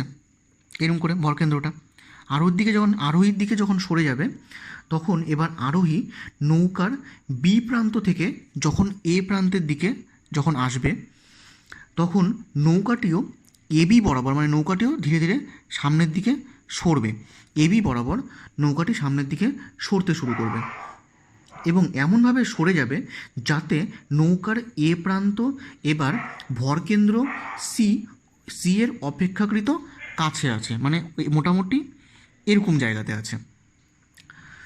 এক্ষেত্রে নৌকা এবং আরোহীর মিলিত সংস্থার উপর কোনো বাহ্যিক বল ক্রিয়া করছে না, ফলে জলের সাপেক্ষে বা বাইরের কোনো স্থির দর্শকের সাপেক্ষে ভরকেন্দ্র স্থির আছে বা সিতে আমরা স্থির আছে এটা আমরা বলতে পারি। মানে ব্যাপারটা এরকম, যদি আমরা এরকম করে জিনিসটা আঁকি তাহলে ভালো করে বোঝা যাবে যে এখানে একজন ব্যক্তি আছে বি বিন্দুতে, এটা এ বিন্দু, তাহলে ভরকেন্দ্র মোটামুটি এরকম জায়গাতে আছে, ঠিক আছে? কিন্তু এবার যখন লোকটি এই দিকে সরতে শুরু করলো তখন একইভাবে কী হবে, নৌকাটাকেও এই দিকে সরতে শুরু করবে, কিন্তু এদের যে ভরকেন্দ্রের কিন্তু কোনো অবস্থান পাল্টাবে না, কিন্তু নৌকাটা কী হবে, সামনের দিকে সরে যাবে। তাহলে ব্যক্তি কোথায়, এখানে চলে আসলো এ বিন্দুতে, এটা হলো বি বিন্দু, আর ভরকেন্দ্র এখানে যেটা সি বিন্দু ছিল সেই ভরকেন্দ্র এখন সি বিন্দু এখানে চলে আসলো, ঠিক আছে? এটা আমরা এখান থেকে বলতে পারি। বুঝতে পারা হলো কি বললাম? তো ওটা এখানে বলেছে যে আরোহী একদিকে গতিশীল হলে নৌকাও বিপরীত দিকে এমনভাবে গতিশীল হবে যাতে মিলিত সংস্থার ভরকেন্দ্রের অবস্থানের কোনো পরিবর্তন না হয়। বুঝতে পারা গেল কি বললাম? নেক্সট বাস্তব উদাহরণ হলো কোনো বস্তুর বিস্ফোরণ। কোনো একটা বস্তুর বিস্ফোরণের ক্ষেত্রে আমরা দেখতে পারি যে মনে করা যাক যে ওপি রেখা বরাবর একটি কামানের গোলা ছাড়া হলো, এটা হচ্ছে পি, ঠিক আছে? ওপি রেখা বরাবর একটা কামানের গোলা ছাড়া হলো, তাহলে আমরা এখান থেকে বলতে পারি যে ওপি রেখা বরাবর যদি আমরা একটা কামানের গোলা ছাড়ি সেটা ভি বেগে যাচ্ছে, তাহলে এই যে কামানের গোলা, সেই কামানের গোলাটা কীভাবে যাচ্ছে, ভি বেগে যাচ্ছে, এবং সেটা কি হলো, মোটামুটি এরকম পি বিন্দু এখানে দিলাম না, পিটা এখানে দিলাম, পি বিন্দুতে বিস্ফোরণ হলো গোলাটির। এবার পি বিন্দুতে যখন গোলাটির বিস্ফোরণ হলো, বিস্ফোরণের পর দেখা গেল যে গোলাটি এরকম অনেকগুলো টুকরোয় ভেঙে গেল এবং সেটা বিভিন্ন দিকে ছুটে গেল। এখন এখানে যদি আমরা সেই গোলাটার দুটা মাত্র টুকরোর কথা দেখি, মানে একটা টুকরো এদিকে যাচ্ছে আর একটা টুকরো এইদিকে যাচ্ছে, তাহলে আমরা দেখব যে এদের ভরকেন্দ্রের কীরকম পরিবর্তন হচ্ছে সেটা আমরা এখান থেকে বের করব। অর্থাৎ টুকরো দুটির ভরকেন্দ্র বিস্ফোরণের আগের মতো একই ভি বেগে এই দিক দিয়ে সামনের দিকে চলতে থাকবে। এক্ষেত্রে বিস্ফোরণের ফলে যে আভ্যন্তরীণ বলের সৃষ্টি হয়েছে তা ভরকেন্দ্রের গতির উপর কোনো প্রভাব ফেলতে পারবে না। এখানে এই জিনিসটা মনে রাখতে হবে যে যখন বাহ্যিক বল অনুপস্থিত থাকবে এবং কোনো বস্তু সংস্থার উপর ভরবেগের সংরক্ষণ সূত্রটি প্রযোজ্য হবে, যেমন কোনো বন্দুকের প্রতিক্ষেপ, দুটি বস্তুর মধ্যে স্থিতিস্থাপক সংঘাত, তখনই আমরা বলতে পারবো যে সংস্থাটির ভরকেন্দ্র স্থির থাকে, অর্থাৎ না হয় সমবেগে গতিশীল থাকে, এটা আমরা বলতে পারি। তেমনই একইভাবে যেখানে যে বস্তুটা ছিল সেই বস্তুটা যখন এখান থেকে এখানে গেল, গিয়ে নিয়ে সংঘর্ষ হলো, সংঘর্ষ হওয়ার পর দুটো টুকরোই ভেঙে গেল, একটা টুকরো এইদিকে চলে গেল আর একটা টুকরো এইদিকে চলে আসলো। কিন্তু যতই এইদিকে টুকরোগুলো, যতই এরকম করে এই টুকরোগুলো এই দিক দিয়ে যত দূরে সরে যাচ্ছে, তত কী হচ্ছে, এখান থেকে আর এটার মধ্যে, অর্থাৎ এর মধ্যে আর এর মধ্যে যে ভরকেন্দ্র যেখানে আছে, একইভাবে এটা এটার মধ্যে ভরকেন্দ্র এখানে থাকবে, এটা এটার মধ্যে ভরকেন্দ্র এখানে থাকবে। অর্থাৎ যত এরা পরস্পরের থেকে দূরে সরতে থাকবে, ভরকেন্দ্র সেই একই বেগ নিয়ে এই অক্ষ বরাবর ধীরে ধীরে গতিশীল থাকবে। বুঝতে পারা গেল? নেক্সট টপিক হলো বলের ভ্রামক। আচ্ছা, বলের ভ্রামক বলতে কী বোঝায়? যে আমরা কোনো একটা বস্তু নিলাম এবং সেই বস্তুর মধ্যে বল প্রয়োগ করলাম। কোনো একটা বস্তু নিয়ে সেই বস্তুর মধ্যে যদি আমরা বল প্রয়োগ করি তাহলে সেই বস্তুটির ঘূর্ণন হবে, এই কথাটা সবসময় বলা যায় না। তার মানে কোনো একটা বস্তুর মধ্যে বল প্রয়োগ করলে বস্তুটা শুধুমাত্র চলতেও পারে, অর্থাৎ বস্তুটার মধ্যে চলন গতিও সৃষ্টি হতে পারে, বস্তুটার মধ্যে শুধুমাত্র ঘূর্ণন গতিও সৃষ্টি হতে পারে, অথবা বস্তুটার মধ্যে চলন গতি এবং ঘূর্ণন গতি দুটোই থাকতে পারে। এখন আমাকে দেখতে হবে যে বলের ক্রিয়ারেখা ঘূর্ণন অক্ষ থেকে কিছুটা দূরে নিয়ে গেলে বস্তুটির ঘূর্ণন সম্ভব হয়। তার মানে আমরা বলতে পারি, ধরুন আমি এরকম একটা গোলক নিলাম, এখন এই গোলকের ভরকেন্দ্র এখানে আছে। এখন এই গোলকের ভরকেন্দ্র দিয়ে যদি আমি বল প্রয়োগ করি তাহলে দেখা যাবে যে বস্তুটি কিন্তু ঘুরছে না, বস্তুটি শুধুমাত্র চলন গতির সৃষ্টি হবে। কিন্তু আমরা এই বস্তুটার মধ্যে যদি একটু সামান্য উপর থেকে বল প্রয়োগ করি বা একটু সামান্য নিচ থেকে বল প্রয়োগ করি, তার মানে আমরা কী হলো, যে ভরকেন্দ্র থেকে এই ডিস্টেন্স সরে গেলাম, আবার ভরকেন্দ্র থেকেও এই ডিস্টেন্সটা সরে গেলাম, তাহলে দেখা যাবে যে বস্তুটা ঘুরতে ঘুরতে এগোচ্ছে। কিন্তু এখন যদি আমরা একটা চরকি নিই, চরকি মানে একটা বস্তু তার ভরকেন্দ্রে কোনো একটা জায়গাতে আটকানো আছে, আমরা যদি এরকম কোনো একটা বস্তু নিই তাহলে দেখব যে বস্তুটি চলতে পারছে না, কিন্তু আমরা ওর ভরকেন্দ্র থেকে সামান্য দূরে বল প্রয়োগ করলে দেখব যে বস্তুটা শুধুমাত্র ঘুরছে। ঠিক আছে? অর্থাৎ আমরা বলতে পারি যে বলের ক্রিয়ারেখা ঘূর্ণন কেন্দ্র বা ঘূর্ণন অক্ষ দিয়ে গেলে প্রযুক্ত বল বস্তুটিকে ঘোরাতে পারে না। কিন্তু যদি ঘূর্ণন কেন্দ্র বা ঘূর্ণন অক্ষ থেকে যদি সামান্য একটু সরে যায় বা সামান্য একটু দূর থেকে যদি আমি বলটাকে প্রয়োগ করি তাহলে দেখব যে বস্তুটা ঘুরছে, অর্থাৎ বস্তুটির মধ্যে ঘূর্ণন প্রবণতার সৃষ্টি হচ্ছে। এবং এই ঘূর্ণন কেন্দ্র থেকে বলের ক্রিয়ারেখার লম্ব দূরত্ব যত বেশি হবে বস্তুটির ঘূর্ণন প্রবণতা তত বাড়বে। অর্থাৎ আমরা বলতে পারি বস্তুটিকে তত সহজে ঘোরানো যাবে। যেমন একটা বস্তুর উপর এরকম জায়গা থেকে বল প্রয়োগ করলে যতটা ভালোভাবে ঘোরানো যাবে তার থেকে আমি যদি এরকম জায়গা থেকে বল প্রয়োগ করি তাহলে অনেক ভালোভাবে ঘোরানো যাবে। অর্থাৎ এরকম জায়গা থেকে বল প্রয়োগ করলে এই ঘূর্ণাক্ষ থেকে এই বলের প্রয়োগ বিন্দুটার সরণটা অনেকটাই বেশি হচ্ছে, কিন্তু যখন এরকম জায়গা থেকে করছি তখন সেই সরণটা অনেকটাই কম হচ্ছে। বুঝতে পারা গেল কি বললাম? এবার যেটা আমরা বলতে পারি, তাহলে আমরা এখান থেকে বলের ভ্রামকের সংজ্ঞাটা কী দিতে পারি? কোনো বস্তুর উপর প্রযুক্ত বল, তার মানে আমরা কোনো একটা বস্তু নিলাম, সেই বস্তুটার মধ্যে এটা হচ্ছে ঘূর্ণাক্ষ এবং সেই বস্তুটার মধ্যে আমরা বল প্রয়োগ করলাম এফ। কোনো একটা বস্তুর উপর প্রযুক্ত বল এবং কোনো ঘূর্ণাক্ষ থেকে ওই বলের ক্রিয়ারেখার লম্ব দূরত্ব, এই দুয়ের সমন্বয়ে, তার মানে ক্রিয়ারেখার লম্ব দূরত্ব কোনটা? এইটা। কোনো একটা বস্তুর উপর প্রযুক্ত বল এবং কোনো ঘূর্ণাক্ষ থেকে ওই বলের ক্রিয়ারেখার লম্ব দূরত্ব, এই দুয়ের সমন্বয়ে যে ভেক্টর রাশিটি বস্তুটির মধ্যে ঘূর্ণন প্রবণতার সৃষ্টি করে তাকে ওই ঘূর্ণাক্ষের সাপেক্ষে আমরা প্রযুক্ত বলের ভ্রামক বলতে পারি। বুঝতে পারা গেল কি বললাম? কোনো বস্তুর উপর প্রযুক্ত বল এবং কোনো ঘূর্ণাক্ষ থেকে ওই বলের ক্রিয়ারেখার লম্ব দূরত্ব, এই দুয়ের সমন্বয়ে যে ভেক্টর রাশিটি ওই বস্তুর মধ্যে ঘূর্ণন প্রবণতার সৃষ্টি করে তাকে বলা হচ্ছে ওই ঘূর্ণাক্ষের সাপেক্ষে প্রযুক্ত বলের ভ্রামক। এখন এই প্রযুক্ত বলের মান এবং ঘূর্ণাক্ষ থেকে বলের ক্রিয়ারেখার লম্ব দূরত্বের গুণফল ভ্রামকের মান নির্দেশ করে। অর্থাৎ আমরা বলের মানটাকে যদি এফ ধরি আর এই ক্রিয়ারেখার লম্ব দূরত্বটাকে যদি ডি ধরি, তাহলে আমরা বলতে পারবো বলের ভ্রামক G equal to F into D. বুঝতে পারা গেল কি বললাম? তবে এখানে মনে রাখতে হবে যে ঘূর্ণনের ক্ষেত্রে ঘূর্ণন অক্ষের উপস্থিতি অবশ্যম্ভাবী, কারণ কোনো একটা বস্তু ঘুরবে এবং সেই বস্তুর যদি ঘূর্ণন অক্ষ না থাকে তাহলে সেটা পসিবল না। তাই কোনো বিন্দুর সাপেক্ষে বলের ভ্রামক বলতে বোঝায় একটি ঘূর্ণাক্ষের সাপেক্ষে বলের ভ্রামক। অর্থাৎ আমরা বলতে পারি বিন্দুটি ও বলটি যে সমতলে অবস্থিত তার সঙ্গে লম্বভাবে থাকে ওই ঘূর্ণাক্ষটি। অর্থাৎ আমরা বলতে পারি এখানে যে বস্তুটা ঘুরবে তাহলে সেক্ষেত্রে ঘূর্ণাক্ষটা এরকম ঠিক লম্বভাবে আছে, এটা আমরা এখান থেকে বলতে পারি। এখন আমরা জানি যে কবজায় আটকানো দরজার ক্ষেত্রে কবজা থেকে যত দূরে ঠেলা মারা যায় দরজা তত সহজে খোলে, এটা আমরা জানি। কিন্তু কবজার কাছাকাছি কোনো জায়গায় ঠেলা মারলে কিন্তু দরজা তত সহজে খোলে না। ঠিক সেরকমভাবে আমরা বলতে পারি, মানে এটাও যেমন একটা বলের ভ্রামকের একটা উদাহরণ বলতে পারি। যে আরও কিছু উদাহরণ বলতে পারি, যেমন কৌণিক সরণ, কৌণিক বেগ এবং কৌণিক ত্বরণের মতনও আমরা বলতে পারি যে বলের ভ্রামক হলো একটা অক্ষীয় ভেক্টর রাশি। এখন যদি আমরা বলের ভ্রামকের যদি আমরা একক বের করি তাহলে আমরা বলতে পারবো যে সিজিএস পদ্ধতিতে বলের ভ্রামকের একক কী হবে? বলের ভ্রামকের একক হবে ডাইন ইন্টু সেমি, যেহেতু এফ ইন্টু ডি মানে ফোর্স ইন্টু ডিস্টেন্স, তাহলে আমরা এখান থেকে বলতে পারি ডাইন into cm.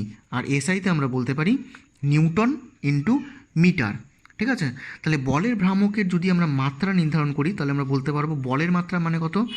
M L T to the power -2 into দূরত্বের মাত্রা হলো এল, তাহলে আমরা বলতে পারবো বলের ভ্রামকের মাত্রা M L square T to the power -2। বুঝতে পারা গেল কি বললাম? এখন যেটা আসবে বলের ভ্রামকের বীজগাণিতিক চিহ্ন। আচ্ছা, বলের ভ্রামকের বীজগাণিতিক চিহ্ন বলতে বোঝাচ্ছে যে আমি এরকম একটা বস্তু নিলাম, একটা দণ্ড নিলাম, সেই দণ্ডটার মধ্যে আমি এরকম এখানে একটা বিন্দু নিলাম। ঠিক আছে? এখন আমরা জানি যে একাধিক বল একই সমতলে ক্রিয়াশীল হলে তাদেরকে বলা হয় একতলীয় বল। এটা আমরা জানি যে একাধিক বল যখন একই সমতলে ক্রিয়াশীল হয় তখন তাদেরকে আমরা বলে থাকি একতলীয় বল। এই একতলীয় বলসমূহের প্রয়োগের ফলে কোনো বস্তুর ঘূর্ণন ওই বলগুলির সমতলেই সীমাবদ্ধ থাকে। অর্থাৎ আমরা বলতে পারি যে এখানে আমি একটা বস্তুর উপর এই বরাবর, মানে এটা হচ্ছে সেই ভরকেন্দ্র বরাবর এইদিকে আমি F1 বল প্রয়োগ করলাম, এই দিকে আমি F2 বল প্রয়োগ করলাম, আবার ঠিক এই দিকে আমি F3 বল প্রয়োগ করলাম। আর এখান থেকে এটার লম্ব দূরত্বটা আমি চিহ্নিত করে দিলাম, নাম দিলাম এটাকে N, এটাকে O, এটাকে নাম দিলাম M, দণ্ডটা AB। অর্থাৎ আমরা এখান থেকে বলতে পারি যে F1 বল, যেহেতু ভরকেন্দ্র দিয়ে F1 বল ক্রিয়া করছে আর এখানে ভরকেন্দ্রটাই হচ্ছে ঘূর্ণাক্ষ, তাহলে আমরা এখান থেকে বলতে পারবো যে F1 বলের জন্য যে ভ্রামকটা হবে সেটা 0 হবে। ঠিক আছে? আর F2 বল কী করবে? যদি এখানে F1 বল না থাকে তাহলে F2 বল কী করবে? এটাকে এরকম করে ঘোরাবে, অর্থাৎ অ্যান্টি ক্লকওয়াইজ ডিরেকশনে ঘোরাবে। তাহলে আমরা এখান থেকে বলতে পারি যে F2 বল বস্তুটির বামাবর্তী ঘূর্ণন সৃষ্টি করতে পারে এবং প্রচলিত প্রথা অনুযায়ী বামাবর্তী ঘূর্ণন সৃষ্টিকারী অর্থাৎ অ্যান্টি ক্লকওয়াইজ যেগুলোর মুভমেন্ট হয় সেগুলোকে আমরা বলে থাকি ধনাত্মক ভ্রামক। ঠিক আছে? অর্থাৎ এটাকে আমরা বলবো ধনাত্মক ভ্রামক। কিন্তু যেটা ওকে ক্লকওয়াইজ ঘোরাচ্ছে, যেমন F3 বলটা কী করছে? একে ক্লকওয়াইজ ঘোরাচ্ছে, কিন্তু সেক্ষেত্রে এটাকে আমরা বলবো ঋণাত্মক ভ্রামক। বুঝতে পারা গেল কি বললাম? ওই জন্য ভ্রামক পজিটিভও হতে পারে, আবার ভ্রামক নেগেটিভও হতে পারে। ঠিক আছে, তার মানে কোনো একটা বলের ভ্রামকের জন্য বস্তুটি যদি অ্যান্টি ক্লকওয়াইজ ঘুরে তাহলে আমরা সেক্ষেত্রে বলতে পারবো তার ভ্রামকটা হবে পজিটিভ। আর কোনো একটা বলের ভ্রামকের জন্য সেই বস্তুটা যদি ক্লকওয়াইজ ঘুরে তাহলে সেক্ষেত্রে আমরা বলের ভ্রামকটাকে বলতে পারবো নেগেটিভ। বুঝতে পারা গেল কি বললাম? এবার আসবে বলের ভ্রামকের বীজগাণিতিক যোগফল। বলের ভ্রামকের বীজগাণিতিক যোগফলের ক্ষেত্রে আমরা বলতে পারি এখান থেকে যেহেতু F1 মানে টোটাল ভ্রামকটাকে যদি আমরা জি ধরে নিই তাহলে আমরা বলতে পারবো যে F1 বলের জন্য যে ডিস্টেন্সটা সেই ডিস্টেন্সটা কত, 0, কারণ এটাকে সাপেক্ষে করে ঘুরছে। এটাকে সাপেক্ষে করে যদি ঘুরে তাহলে F1 এর জন্য 0 হবে, plus F2 into OM minus, actually minus না প্লাস, কিন্তু ভ্রামকটা যেহেতু নেগেটিভ ওই জন্য আমরা বলতে পারি মাইনাস F3 ইন্টু ON। ঠিক আছে, তাহলে এখান থেকে আমরা টোটাল ভ্রামক কত পাচ্ছি, F2 into OM minus F3 into ON। ঠিক আছে, এটা আমরা এখান থেকে বলতে পারছি। এখন ডিপেন্ড করছে যদি এই ভ্রামক আর এই ভ্রামক যদি সমান হয়ে যায় তাহলে জি কত হয়ে যাবে, 0 হয়ে যাবে, অর্থাৎ বস্তুটি ঘুরবে না। কিন্তু এখন যদি এই ভ্রামকটা বেশি হয় আর এই ভ্রামকটা যদি কম হয় তাহলে F2 বেশি মানে বস্তুটি ক্লকওয়াইজ রোটেশনে ঘুরবে। অর্থাৎ ডিপেন্ড করছে যে দুটো বলের ভ্রামকের মধ্যে কোনটার মান বেশি। যদি এটার মান বেশি হয় তাহলে বস্তুটি অ্যান্টি ক্লকওয়াইজ ঘুরবে, যদি এটি বেশি হয় তাহলে বস্তুটি ক্লকওয়াইজ ডিরেকশনে ঘুরবে। এটা আমরা বলতে পারি। বুঝতে পারা গেল কি বললাম? এরপর নেক্সট টপিক হলো বলের ভ্রামকের জ্যামিতিক প্রকাশ। আচ্ছা, বলের ভ্রামকের জ্যামিতিক প্রকাশ বলতে বোঝাচ্ছে যে আমি একটা বস্তু নিলাম, সেই বস্তুটার মধ্যে এফ বল প্রয়োগ করা হলো এবি সরলরেখা বরাবর। এই এবি সরলরেখা বরাবর বস্তুটার মধ্যে আমরা এফ বল প্রয়োগ করলাম। তাহলে এক্ষেত্রে আমরা যদি বলের ভ্রামক বের করি, অর্থাৎ তাহলে কি বস্তুটা ধরলাম এরকম কোনো একটা ও বিন্দুকে কেন্দ্র করে ঘুরছে। এবার এই ও বিন্দুকে কেন্দ্র করে যদি ঘুরে তাহলে এই ও বিন্দুর সাপেক্ষে যদি আমরা বলের ভ্রামক বের করি তাহলে সেটা কত হবে, তাহলে সেটাকে আমরা বলতে পারি যে এফ বলের মান কত, এখানে সেটা হচ্ছে এবি, মানে আমরা জানি যে জি ইকুয়াল টু কত, এফ ইন্টু ডি।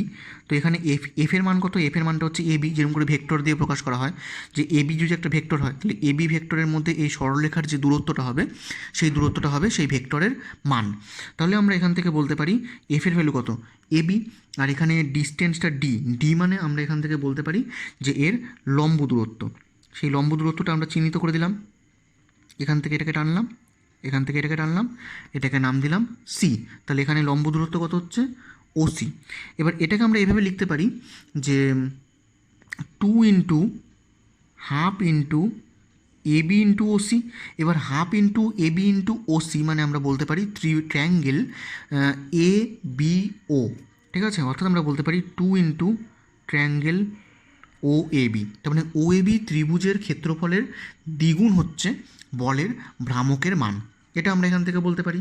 অর্থাৎ আমরা বলতে পারি যে কোনো বিন্দুর সাপেক্ষে একটি বলের ভ্রামকের মান হলো বলটির আদি বিন্দু এবং অন্তিম বিন্দু এবং ওই বিন্দুটি যোগ করে যে ত্রিভুজ পাওয়া যায়, বলটির আদি বিন্দু, অন্তিম বিন্দু এবং এই ঘূর্ণন বিন্দু যোগ করে যে ত্রিভুজ পাওয়া যায় সেই ত্রিভুজের ক্ষেত্রফলের দ্বিগুণ।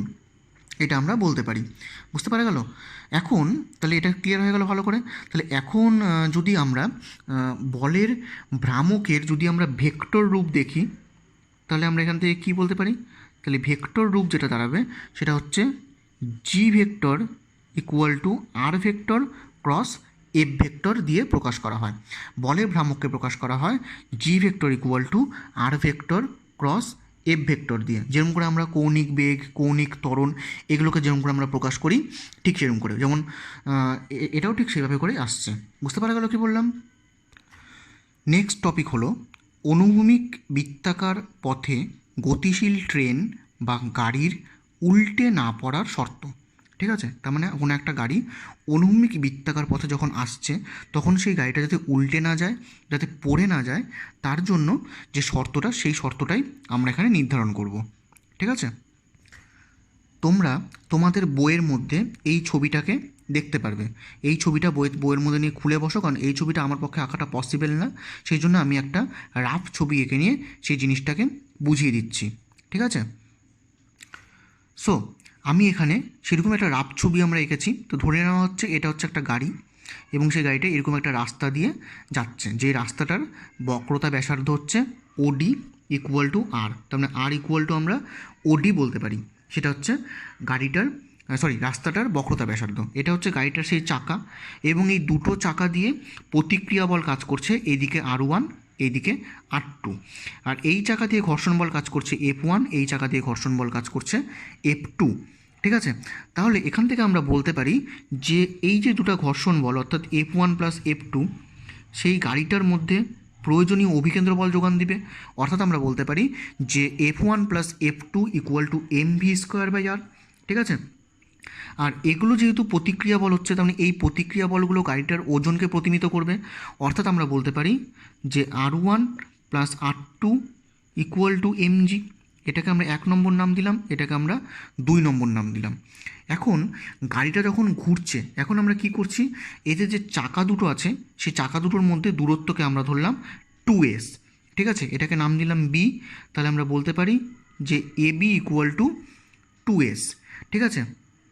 আর এডি ইকুয়াল টু, তাহলে এখান থেকে এডি ইকুয়াল টু কত হবে, এস, আর বিডি ইকুয়াল টু কত হবে, সেটা হবে এস। তাহলে এখন যদি গাড়িটির উল্টে না পড়ার শর্ত যদি আমরা দেখি, তাহলে আমরা দেখব যে R2 এর জন্য যে ভ্রামকটা হবে সেটা কত, R2 into BD minus R1 এর জন্য ভ্রামক কত হবে, R1 ইন্টু এডি। কারণ R2 কী করবে, গাড়িটাকে এই দিকে উল্টাবে, যার জন্য এটাকে আমরা প্লাস ধরছি, কিন্তু R1 কী করবে, গাড়িটাকে এই দিকে উল্টাবে, যার জন্য এটাকে আমরা মাইনাস ধরছি, কারণ একটা ক্লকওয়াইজ একটা অ্যান্টি ক্লকওয়াইজ। একইভাবে ঘর্ষণ বলের জন্য কিছু ভ্রামক আসবে, অর্থাৎ D1 F1 into DG plus F2 into DG equal to কি, টোটাল ভ্রামক কত হবে, 0 হবে। অর্থাৎ আমরা এখান থেকে তাহলে করতে পারি R2 into S minus R1 into S plus, এটাকে ব্র্যাকেটে নিয়ে নিলাম, F1 প্লাস F2।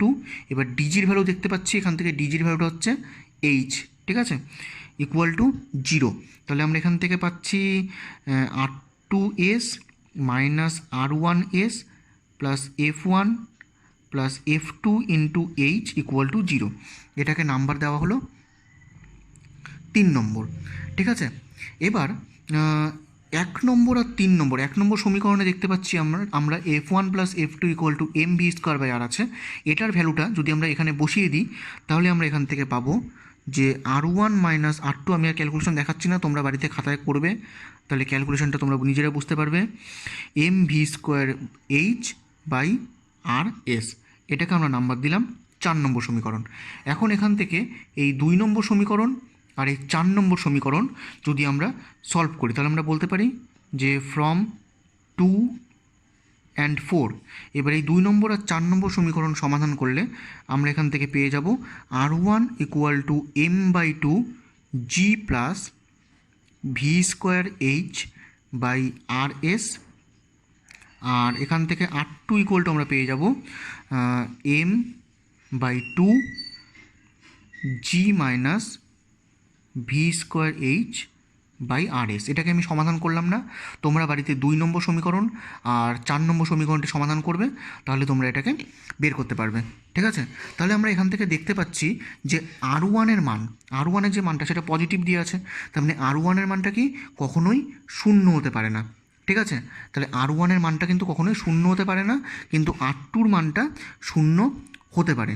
তাহলে আমরা এখান থেকে বলতে পারি, কিন্তু গাড়িটির দ্রুতি যত বাড়তে থাকবে, দ্রুতি বাড়তে থাকা মানে ভি বাড়তে থাকা, অর্থাৎ গাড়িটির দ্রুতি যত বাড়তে থাকবে R2 এর মান কী হবে, ততই কমতে থাকবে, এবং কমতে কমতে কী হবে, এক সময় R2 এর মান 0 হয়ে যাবে। তাহলে আমরা বলতে পারি এখনকার যে যদি R2 ইকুয়াল টু 0 হয়, তাহলে এখান থেকে আমরা জি এর ভ্যালুটা বের করতে পারবো। তাহলে এখান থেকে জি এর ভ্যালু কত হবে, জি ইকুয়াল টু আমরা বলতে পারবো v0²। v0 ধরলাম যে, কারণ গাড়িটার বেগ ধীরে ধীরে বাড়ছে, বাড়তে বাড়তে বাড়তে বাড়তে এমন একটা বেগ আসলো যখন v ইকুয়াল টু v0 হলো, তখন R2 এর ভ্যালু হয়ে গেল 0। ঠিক আছে? তাহলে সেক্ষেত্রে আমরা জি ইকুয়াল টু বলতে পারি v0² h divided by r into S. তাহলে এখান থেকে যদি আমরা ভি জিরো স্কোয়ার বের করি তাহলে সেটা কত হবে, S R G divided by H. অর্থাৎ আমরা বলতে পারি V zero equal to root over S R G by H. এটা আমরা এখান থেকে বের করতে পারছি।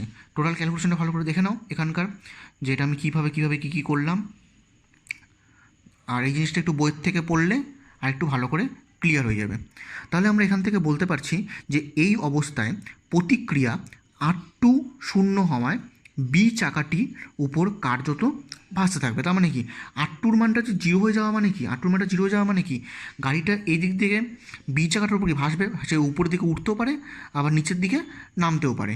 ঠিক আছে, অর্থাৎ আমরা বলতে পারি যে দ্রুতির মান যদি ভি জিরোর থেকে বেশি হয় তাহলে এ চাকাকে কেন্দ্র করে, অর্থাৎ যেটা একটু আগে বললাম যে এ চাকাকে কেন্দ্র করে গাড়িটা হয় এই দিক থেকে এই দিকে উল্টে পড়ে যাবে, না হলে গাড়িটা স্লিপ খেয়ে যাবে।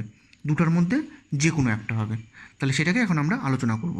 তো এটা আমরা এখান থেকে দেখতে পাচ্ছি যে এই যে ভি জিরো, যেটাকে আমরা ভি এম বলতে পারি, আমরা জানি যে ভি এম ইকুয়াল টু কত, root over mu R G. কারণ কোনো একটা গাড়ির পিছলে যাওয়ার শর্ত হচ্ছে VM equal to root over mu R G. এটা তোমরা বৃত্তীয় গতি চ্যাপ্টারের মধ্যে পেয়ে যাবে, ওখানে একবার ভুলে গেলে একবার দেখে নিবে। ঠিক আছে, তো এখন এই দুটো সমীকরণকে যদি আমরা কনসিডার করি তাহলে আমরা দেখতে পারবো যে যদি mu greater than S by H হয় তাহলে আমরা বলতে পারবো যে ভিএম গ্রেটার দেন ভিজে। দুটোকে কম্পেয়ার করছি কারণ আর জি কেটে গেল, তাহলে মিউ ইকুয়াল টু কত, এস বাই এইচ পাবো। এখন মিউ এর ভ্যালু যদি এই এস বাই এইচের থেকে বেশি হয় তাহলে কি VM greater than V zero হবে। তাহলে আমরা এখান থেকে বলতে পারবো যে কোনো গাড়ি পিছলানোর আগেই উল্টে যাবে, অর্থাৎ VM greater than V zero হলে কোনো গাড়ি পিছলানোর আগেই উল্টে যাবে। কিন্তু যদি আমরা এখান থেকে বলি যে mu less than S by H হয় তাহলে আমরা বলতে পারবো যে VM less than V zero হবে, অর্থাৎ কোনো গাড়ি উল্টানোর আগেই পিছলে যাবে, এটা আমরা বলতে পারি। ঠিক আছে, অর্থাৎ যেটা বেশিরভাগ ক্ষেত্রে দেখতে পাওয়া যায় যে গাড়ির চাকা, রাস্তা এবং ট্রেনের চাকা ও রেল লাইনের মধ্যে যে ঘর্ষণ গুণাঙ্কের মান হয় সেটা অলমোস্ট 0.8 হয়, এবং এই এস বাই এইচের মান থেকে কম হলে বৃত্তাকার অনুভূমিক পথে অনেক কম বেগ নিয়ে চলা গাড়িও উল্টে যাওয়ার সম্ভাবনা থাকে। সেই জন্য কী করা হয়, এস এবং এইচের অনুপাত সামনের বা পেছনের চাকা দুটির মধ্যে দূরত্বের অর্ধেক এবং ভূমি থেকে গাড়িটির ভারকেন্দ্রটির উচ্চতার অনুপাত এমন করে রাখা হয়, মানে এস এইচ এগুলোর ভ্যালু এমন করে করা হয় যাতে গাড়িটা উল্টে না যায়। তাই ধাক্কা না লাগলে কোনো গাড়ি বা ট্রেন পিছলে যাওয়ার আগে উল্টে যায় না, এটা আমরা এখান থেকে বলতে পারি। বুঝতে পারা গেল? নেক্সট টপিক হলো একটি বস্তুর সাম্যাবস্থা ও সাম্যাবস্থার শর্তাবলী। ঠিক আছে, তাহলে আমরা এখান থেকে বলতে পারি যে একটি বস্তু সাম্যাবস্থায় থাকবে যদি বস্তুটির রৈখিক ত্বরণের মান শূন্য হয় এবং কোনো অক্ষের সাপেক্ষে বস্তুটির কৌণিক ত্বরণের মান শূন্য হয়। অর্থাৎ কোনো একটা বস্তুর ক্ষেত্রে আমরা বলতে পারি এ ইকুয়াল টু জিরো, অর্থাৎ রৈখিক ত্বরণ ইকুয়াল টু যদি জিরো হয় এবং কৌণিক ত্বরণ আলফা ইকুয়াল টু যদি জিরো হয় তাহলে আমরা বলতে পারবো বস্তুটি সাম্যাবস্থায় থাকবে। অর্থাৎ আমরা বলতে পারি যে কোনো বস্তুর রৈখিক ত্বরণ শূন্য মানেই যে বস্তুটি স্থির অবস্থায় আছে তা কিন্তু নয়। সমবেগে বা সমকৌণিক বেগে গতিশীল বস্তুর যথাক্রমে রৈখিক ত্বরণ এবং কৌণিক ত্বরণও শূন্য হতে পারে। ঠিক আছে, বুঝতে পারা গেল কি বললাম? তাহলে আমরা এখানে কী বললাম, যে কোনো একটা বস্তু সাম্যাবস্থায় থাকবে যদি বস্তুটির রৈখিক ত্বরণের মান শূন্য হয় এবং বস্তুটির কৌণিক ত্বরণের মান শূন্য হয়, তাহলে বস্তুটি সাম্যাবস্থায় থাকবে। তাহলে সাম্যাবস্থায় কোনো একটা বস্তুর সাম্যাবস্থায় থাকার সংজ্ঞাটাকে আমরা কী বলতে পারি? সংজ্ঞাটাকে আমরা বলতে পারি যে কোনো বস্তুর স্থির অবস্থা, সমবেগে গতিশীল অবস্থা, সমকৌণিক বেগে গতিশীল অবস্থা বা একই সঙ্গে সমবেগে ও সমকৌণিক বেগে গতিশীল অবস্থাকে বলা হচ্ছে বস্তুটির সাম্যাবস্থা। বুঝতে পারা গেল কি বললাম? কোনো বস্তুর স্থির অবস্থা, সমবেগে গতিশীল অবস্থা, সমকৌণিক বেগে গতিশীল অবস্থা বা একই সঙ্গে সমবেগে ও সমকৌণিক বেগে গতিশীল অবস্থাকে বলা হচ্ছে বস্তুটির সাম্যাবস্থা। ঠিক আছে, এবার নিউটনের দ্বিতীয় গতিসূত্র থেকে আমরা জানি যে কোনো বস্তুর ত্বরণ বস্তুটির উপর প্রযুক্ত বাহ্যিক বলের সঙ্গে সম্পর্কযুক্ত হয়। ঠিক আছে, কোনো বস্তুর ত্বরণ বস্তুটির উপর প্রযুক্ত বাহ্যিক বলের সঙ্গে সম্পর্কযুক্ত হয়, কিন্তু কোনো বস্তুর সাম্যাবস্থায় দেখে বলা যায় না যে বাইরে থেকে কোনো বল বস্তুটির উপর প্রযুক্ত হচ্ছে কি না। ঠিক আছে, কারণ এমনও হতে পারে যে কোনো একটা বস্তুর মধ্যে বাইরে থেকে দুটো বল এমনভাবে কাজ করলো যার জন্য লব্ধি বলের মানটা শূন্য হলো, এরকমও হতে পারে। অর্থাৎ আমরা বলতে পারি যে সাম্যাবস্থায় থাকা কোনো বস্তুর উপর বাহ্যিক বল ক্রিয়া করতেও পারে, আবার নাও করতে পারে। ঠিক আছে, এটা আমরা লব্ধি বল যেহেতু শূন্য সেই জন্য আমরা এখান থেকে কিছু বলতে পারবো না। একটি মাত্র বলের প্রভাবে কোনো বস্তু সাম্যাবস্থায় থাকা সম্ভব নয়, কারণ আমি এখানে একটা বস্তু নিলাম, সেই বস্তুটার উপর আমি একটা বল প্রয়োগ করলাম F1, তাহলে আমরা বলতে পারবো না যে বস্তুটি সাম্যাবস্থায় থাকবে, কারণ এই বস্তুটার উপর যেহেতু একটাই মাত্র বল প্রয়োগ করা হলো, তাহলে সেক্ষেত্রে এর লব্ধি বলের মান কিন্তু F1ই থাকবে। কিন্তু আমি এর মধ্যে যদি উল্টো দিকে একটা F1 বল প্রয়োগ করি, তাহলে আমরা দেখতে পাচ্ছি যে বস্তুটার মধ্যে ক্রিয়াশীল লব্ধি বলের মান শূন্য হচ্ছে, তাহলে সেক্ষেত্রে বস্তুটা সাম্যাবস্থায় থাকতে পারে। অর্থাৎ আমরা বলতে পারি যে একাধিক বলের প্রভাবে কোনো বস্তু সাম্যাবস্থায় থাকতে পারে। আবার একমাত্র বাইরে থেকে প্রযুক্ত বলই কোনো বস্তুর সাম্যাবস্থার পরিবর্তন ঘটাতে পারে। আভ্যন্তরীণ বল যেমন আন্তরাণবিক বল আমরা বলতে পারি, তাহলে সেক্ষেত্রে কিন্তু কোনো বস্তুর সাম্যাবস্থা বিচ্যুত করতে পারে না। বুঝতে পারা গেল? তার মানে কোনো একটা বস্তুর সাম্যাবস্থা পরিবর্তন করতে হলে ওই বস্তুটির মধ্যে আমাকে বাইরে থেকে বল প্রযুক্ত করতে হবে। যদি ওর মধ্যে আভ্যন্তরীণ কোনো বল কাজ করে, তাহলে সেক্ষেত্রে কিন্তু তার সাম্যাবস্থার কোনো পরিবর্তন ঘটবে না, কারণ আমরা আভ্যন্তরীণ বলসমূহকে একে অপরের জোড়ায় জোড়ায় প্রতিমিত করেন। যেরকম ব্যাপারটা যে চেয়ারের মধ্যে আমি বসে আছি এবং আমি চেয়ারের মধ্যে বসে থেকে নিয়ে যখন চেয়ারটিকে তোলার চেষ্টা করব, তখন কিন্তু আমরা চেয়ারটিকে তুলতে পারবো না। তখন সেক্ষেত্রে আভ্যন্তরীণ বল কাজ করছে, নিচের দিকে কাজ করছে mg, আর উপরের দিকে কাজ করছে ক্রিয়াশীল বল। তার মানে এখানে দুটো পরস্পরকে প্রতিমিত করছে বলেই আভ্যন্তরীণ বল কোনো বস্তুর সাম্যাবস্থার পরিবর্তন ঘটাতে পারে না। এই জন্য স্থিতিবিজ্ঞানের আলোচনায় কোনো বস্তুর আভ্যন্তরীণ বল বা বলসমূহের কিন্তু কোনো ভূমিকা নেই। বুঝতে পারা গেল কি বললাম?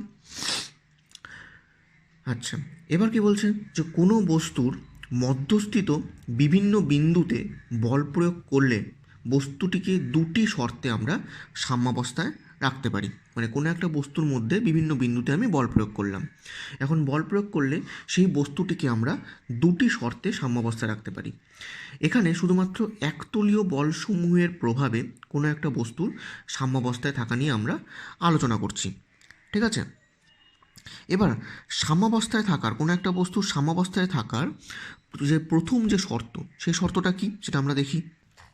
কোনো একটি বস্তুর সাম্যাবস্থায় থাকার প্রথম যে শর্তটা, সেই শর্তটি হচ্ছে কোনো বস্তুর উপর ক্রিয়াশীল একতলীয় বলগুলির ভেক্টর যোগফল অর্থাৎ লব্ধিকে শূন্য হতে হবে।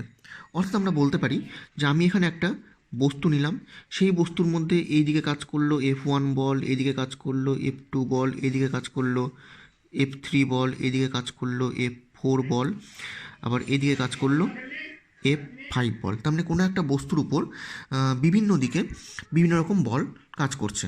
অর্থাৎ আমরা যদি এখানে দেখাতে পারি যে R vector equal to F1 vector plus F2 vector plus F3 vector plus F4 vector plus F5 vector equal to যদি 0 দেখাতে পারি, অর্থাৎ এখানে আমি কোনো একটা বস্তুর মধ্যে বল প্রয়োগ করলাম এবং কোনো একটা বস্তুর মধ্যে বল প্রয়োগ করে নিয়ে যদি এই সমস্ত বলগুলোর লব্ধিকে যদি আমি শূন্য দেখাতে পারি, তাহলে আমরা বলতে পারবো যে বস্তুটি সাম্যাবস্থায় আছে। বুঝতে পারা গেল কি বললাম? তাহলে এখান থেকে এই 5টি বলের ক্রিয়ায় যদি লব্ধির মান শূন্য হয়, তাহলে আমরা বলতে পারবো যে বস্তুটি সাম্যাবস্থায় থাকবে। ঠিক আছে। এখন এই বলগুলোকে আমরা এরকম করে ভেক্টর যোগ করে শূন্য না করে আমরা এর উপাংশগুলোকেও বের করে শূন্য করতে পারি। এরকম করে, যেমন ধরে নাও আমি এখান থেকে লিখলাম আর এক্স। এবার আর এক্স ইকুয়াল টু আমরা বলতে পারি F one X plus F two X plus F three X plus F four X plus F five X equal to আমরা শূন্য দেখাতে পারি। অর্থাৎ এখানে এফ ওয়ান বলের এক্স অক্ষ বরাবর উপাংশ, এফ টু বলের এক্স অক্ষ বরাবর উপাংশ, এফ থ্রি বলের এক্স অক্ষ বরাবর উপাংশ, এগুলাকে আমরা এখান থেকে নিচ্ছি। ঠিক আছে।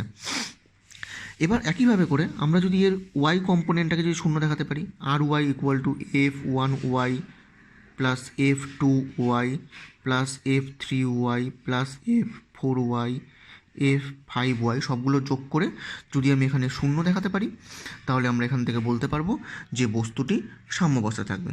তাহলে প্রথম শর্তটা আমরা কি বললাম, কোনো বস্তুর উপর ক্রিয়াশীল একতলীয় বলগুলির ভেক্টর যোগফল অর্থাৎ লব্ধিকে শূন্য হতে হবে। ঠিক আছে। এই শর্তটিকে আমরা আরেকভাবে বলতে পারি, কোনো বস্তুর উপর ক্রিয়াশীল একতলীয় বলসমূহের কোনো নির্দিষ্ট দিকের ও তার লম্ব দিকের উপাংশগুলির সমষ্টি দুটিকে পৃথকভাবে শূন্য হতে হবে। অর্থাৎ এটা বলেছে যে ওর এক্স অক্ষ বরাবর উপাংশ এবং ওয়াই অক্ষ বরাবর উপাংশগুলিকে পৃথক পৃথকভাবে শূন্য হতে হবে। তাহলে আমরা বলতে পারবো যে বস্তুটি সাম্যাবস্থায় আছে। ঠিক আছে। এবার আমরা যে প্রথম শর্তটা করলাম, সেই প্রথম শর্তের আমরা একটা বিকল্প বর্ণনাও বলতে পারি বা বিকল্প শর্ত আমরা বলতে পারি। কীরকম, যে কোনো বস্তুর উপর ক্রিয়াশীল বলগুলি, যেমন এই যে এখানে বস্তুটা নেওয়া হলো, এই বস্তুটার মধ্যে আমরা বিভিন্ন রকম বল প্রয়োগ করলাম, F one, F two, F three, F four, F five, এরকম বিভিন্ন রকমের বল প্রয়োগ করলাম। তাহলে আমরা বলতে পারি যে এই ক্রিয়াশীল বলগুলির মান এবং দিক যদি একটি বহুভুজের ক্রমানুসারে গৃহীত বাহুগুলি দ্বারা সূচিত করা যায়, তাহলে ওই বলগুলির ক্রিয়ায় বস্তুটি সাম্যাবস্থায় থাকবে। তোমরা ভেক্টরের বহুভুজ সূত্র করেছো, তো ভেক্টরের বহুভুজ সূত্র করলে আমরা ওখান থেকে বলতে পারি যে কোনো অনেকগুলি ভেক্টরকে যদি কোনো বহুভুজের ক্রমানুসারে গৃহীত বাহুগুলি দ্বারা সূচিত করা যায়, তাহলে সেক্ষেত্রে লব্ধি ভেক্টরের মান কী হবে, শূন্য হবে। তাহলে এখানে এই বস্তুটার মধ্যে যে এই পাঁচটা বল ক্রিয়া করছে বা তার থেকেও বেশি বল ক্রিয়া করতে পারে, তো এই F one, F two, F three, F four, F five, এই যে বলগুলো ক্রিয়া করছে, এখন এই বলগুলোকে যদি আমরা কোনো একটা বহুভুজের ক্রমানুসারে গৃহীত বাহুগুলি দ্বারা সূচিত করি, তাহলে দেখা যাবে যে বস্তুটির মধ্যে লব্ধি বলের মান শূন্য হবে এবং সেক্ষেত্রে বস্তুটি সাম্যাবস্থায় থাকবে। এটাই হচ্ছে সেই প্রথম শর্তের বিকল্প বর্ণনা, যেটাকে আমরা ভেক্টরের বহুভুজ সূত্র দিয়েও বলতে পারি। শুধু এখানে একটা কথায় মাথায় রাখতে হবে যে কোনো একটা বস্তুর মধ্যে একটাই বল কাজ করুক বা একাধিক বল কাজ করুক, যদি সেই বলগুলির লব্ধি যদি শূন্য হয়, তাহলেই বস্তুটি সাম্যাবস্থায় থাকবে। নেক্সট হলো দ্বিতীয় শর্ত। এখানে আমরা যেটা দেখলাম যে শুধুমাত্র প্রথম শর্তটি পূরণ করলে কিন্তু কোনো বস্তু সাম্যাবস্থায় থাকবে না, কারণ প্রথম শর্তটির পাশাপাশি বস্তুটির উপর দ্বিতীয় শর্তটিকেও পূরণ করতে হবে। দ্বিতীয় শর্তটি হচ্ছে যে কোনো বস্তুর উপর ক্রিয়াশীল একতলীয় বলগুলির তলে অবস্থিত কোনো বিন্দুর সাপেক্ষে ওই বলগুলির ভ্রামকের বীজগাণিতিক সমষ্টিকে শূন্য হতে হবে। যেহেতু আমরা বলের ভ্রামক করছি, তাহলে আমরা এখান থেকে বলতে পারি যে কোনো বস্তুর উপর একসঙ্গে যদি এফ ওয়ান বল, এফ টু বল, এফ থ্রি বল, এরকম করে যদি অনেকগুলো বল কাজ করে, তাহলে সেখানে সেই প্রত্যেকটি বলের জন্য বলের ভ্রামকের বীজগাণিতিক সমষ্টিকে শূন্য হতে হবে। এটা আমরা এখান থেকে বলতে পারি। ঠিক আছে। তাহলেও সেক্ষেত্রে বস্তুটি সাম্যাবস্থায় থাকবে। অর্থাৎ আমরা এখান থেকে বলতে পারি যে এই যে বস্তুটা আছে, সেই বস্তুর মধ্যে আমি এইদিকে এফ ওয়ান বল প্রয়োগ করলাম, এইদিকে এফ টু বল প্রয়োগ করলাম, এইদিকে এফ থ্রি বল প্রয়োগ করলাম, এইদিকে এফ ফোর বল প্রয়োগ করলাম, এইদিকে এফ ফাইভ বল প্রয়োগ করলাম। ঠিক আছে। তাহলে কোনো একটা বস্তুর মধ্যে এদিকে এফ ওয়ান বল, এফ টু বল, এফ থ্রি বল, এফ ফোর বল, এফ ফাইভ বল প্রয়োগ করলাম। তাহলে এখান থেকে আমরা বলতে পারবো যে টাউটা হচ্ছে এখানে বলের ভ্রামক। তাহলে বলের ভ্রামক ইকুয়ালটা আমরা কী বলতে পারি, F one R one plus F two R two plus F three R three plus F four R four plus F five R five equal to zero হতে হবে। এটা আমরা এখান থেকে বলতে পারি। বুঝতে পারা গেল কি বললাম? তাহলে এখান থেকে যে F1 বলের জন্য ভ্রামক F1R1, F2 বলের জন্য ভ্রামক F2R2, F3 বলের জন্য ভ্রামক F3R3, F4 বলের জন্য ভ্রামক F4R4 এবং F5 বলের জন্য ভ্রামক F5R5। এখানে প্রত্যেকটিকে 0 হতে হবে। তাহলে দ্বিতীয় শর্ত কি বলেছে, যে কোনো বস্তুর উপর ক্রিয়াশীল একতলীয় বলগুলির তলে অবস্থিত কোনো বিন্দুর সাপেক্ষে ওই বলগুলির ভ্রামকের বীজগাণিতিক সমষ্টিকে 0 হতে হবে। অর্থাৎ প্রথম শর্ত এবং এই দ্বিতীয় শর্ত দুটোই যদি একযোগে পূরণ হয় তাহলে আমরা বলতে পারবো যে বস্তুটি সাম্যাবস্থায় থাকবে। বুঝতে পারা গেল? তাহলে এখানে কোনো একটা বস্তু সাম্যাবস্থা থাকতে গেলে এখান থেকে সেই প্রথম শর্তটিকেও পালন করতে হবে এবং একইভাবে করে সেই দ্বিতীয় শর্তটিকেও পালন করতে হবে। তাহলে আমরা বলতে পারবো যে বস্তুটি সাম্যাবস্থায় থাকবে। এবার হলো দুটি বলের ক্রিয়ায় সাম্যাবস্থা। দুটি বলের ক্রিয়ায় সাম্যাবস্থার শর্তটি হচ্ছে যে কোনো বস্তুর উপর ক্রিয়াশীল দুটি বল হবে একরেখীয়, সমান এবং বিপরীতমুখী। তাহলে কোনো একটা বস্তুর উপর যে দুটি বল কাজ করছে সেই দুটি বল যদি একটা রেখা বরাবর কাজ করে, সমান হয় এবং বিপরীতমুখী হয় তাহলে আমরা বলতে পারবো যে সেই দুটি বলের ক্রিয়ায় বস্তুটি সাম্যাবস্থা থাকবে। অ্যাজ ফর এক্সাম্পল আমি এখানে একটা পেন্ডুলাম নিলাম। এই পেন্ডুলামের উপর নিচের দিকে কাজ করছে ডাব্লু আর উপরের দিকে কাজ করছে টি। তাহলে আমরা দেখতে পাচ্ছি এখানে যদি ডাব্লু ইকুয়াল টু টি হয় তাহলে সেটা একটি রেখা বরাবর কাজ করছে, সমান হচ্ছে এবং পরস্পর বিপরীতমুখী হচ্ছে। তাহলে সেক্ষেত্রে আমরা বলতে পারবো যে এখানে পেন্ডুলামের ওজন আর টানের জন্য পেন্ডুলামটি একটা বিন্দুতে সাম্যাবস্থায় আছে।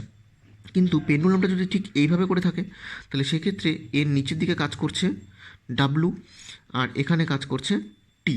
তাহলে সেক্ষেত্রে আমরা দেখতে পাচ্ছি দুটি বল সমান কিন্তু একটি রেখা বরাবর কাজ করছে না। তাহলে সেক্ষেত্রে কিন্তু ডাব্লু এবং টি পরস্পরকে প্রশমিত করতে পারবে না। ঠিক আছে, ডাব্লু এবং টি পরস্পরকে প্রশমিত করতে পারবে না বলেই এখানে বস্তুটি কিন্তু সাম্যাবস্থায় থাকবে না। তাহলে দুটি বলের ক্রিয়ায় সাম্যাবস্থার শর্তটি আমরা কি বলতে পারি, যে কোনো বস্তুর উপর ক্রিয়াশীল দুটি বল হবে একরেখীয়, সমান এবং বিপরীতমুখী। বুঝতে পারা গেল কি বললাম? এবার হলো তিনটি বলের ক্রিয়ায় সাম্যাবস্থা। তিনটি বলের ক্রিয়ায় সাম্যাবস্থার মধ্যে আমরা বলতে পারি যে বল তিনটিকে একই সমতলে থাকতে হবে।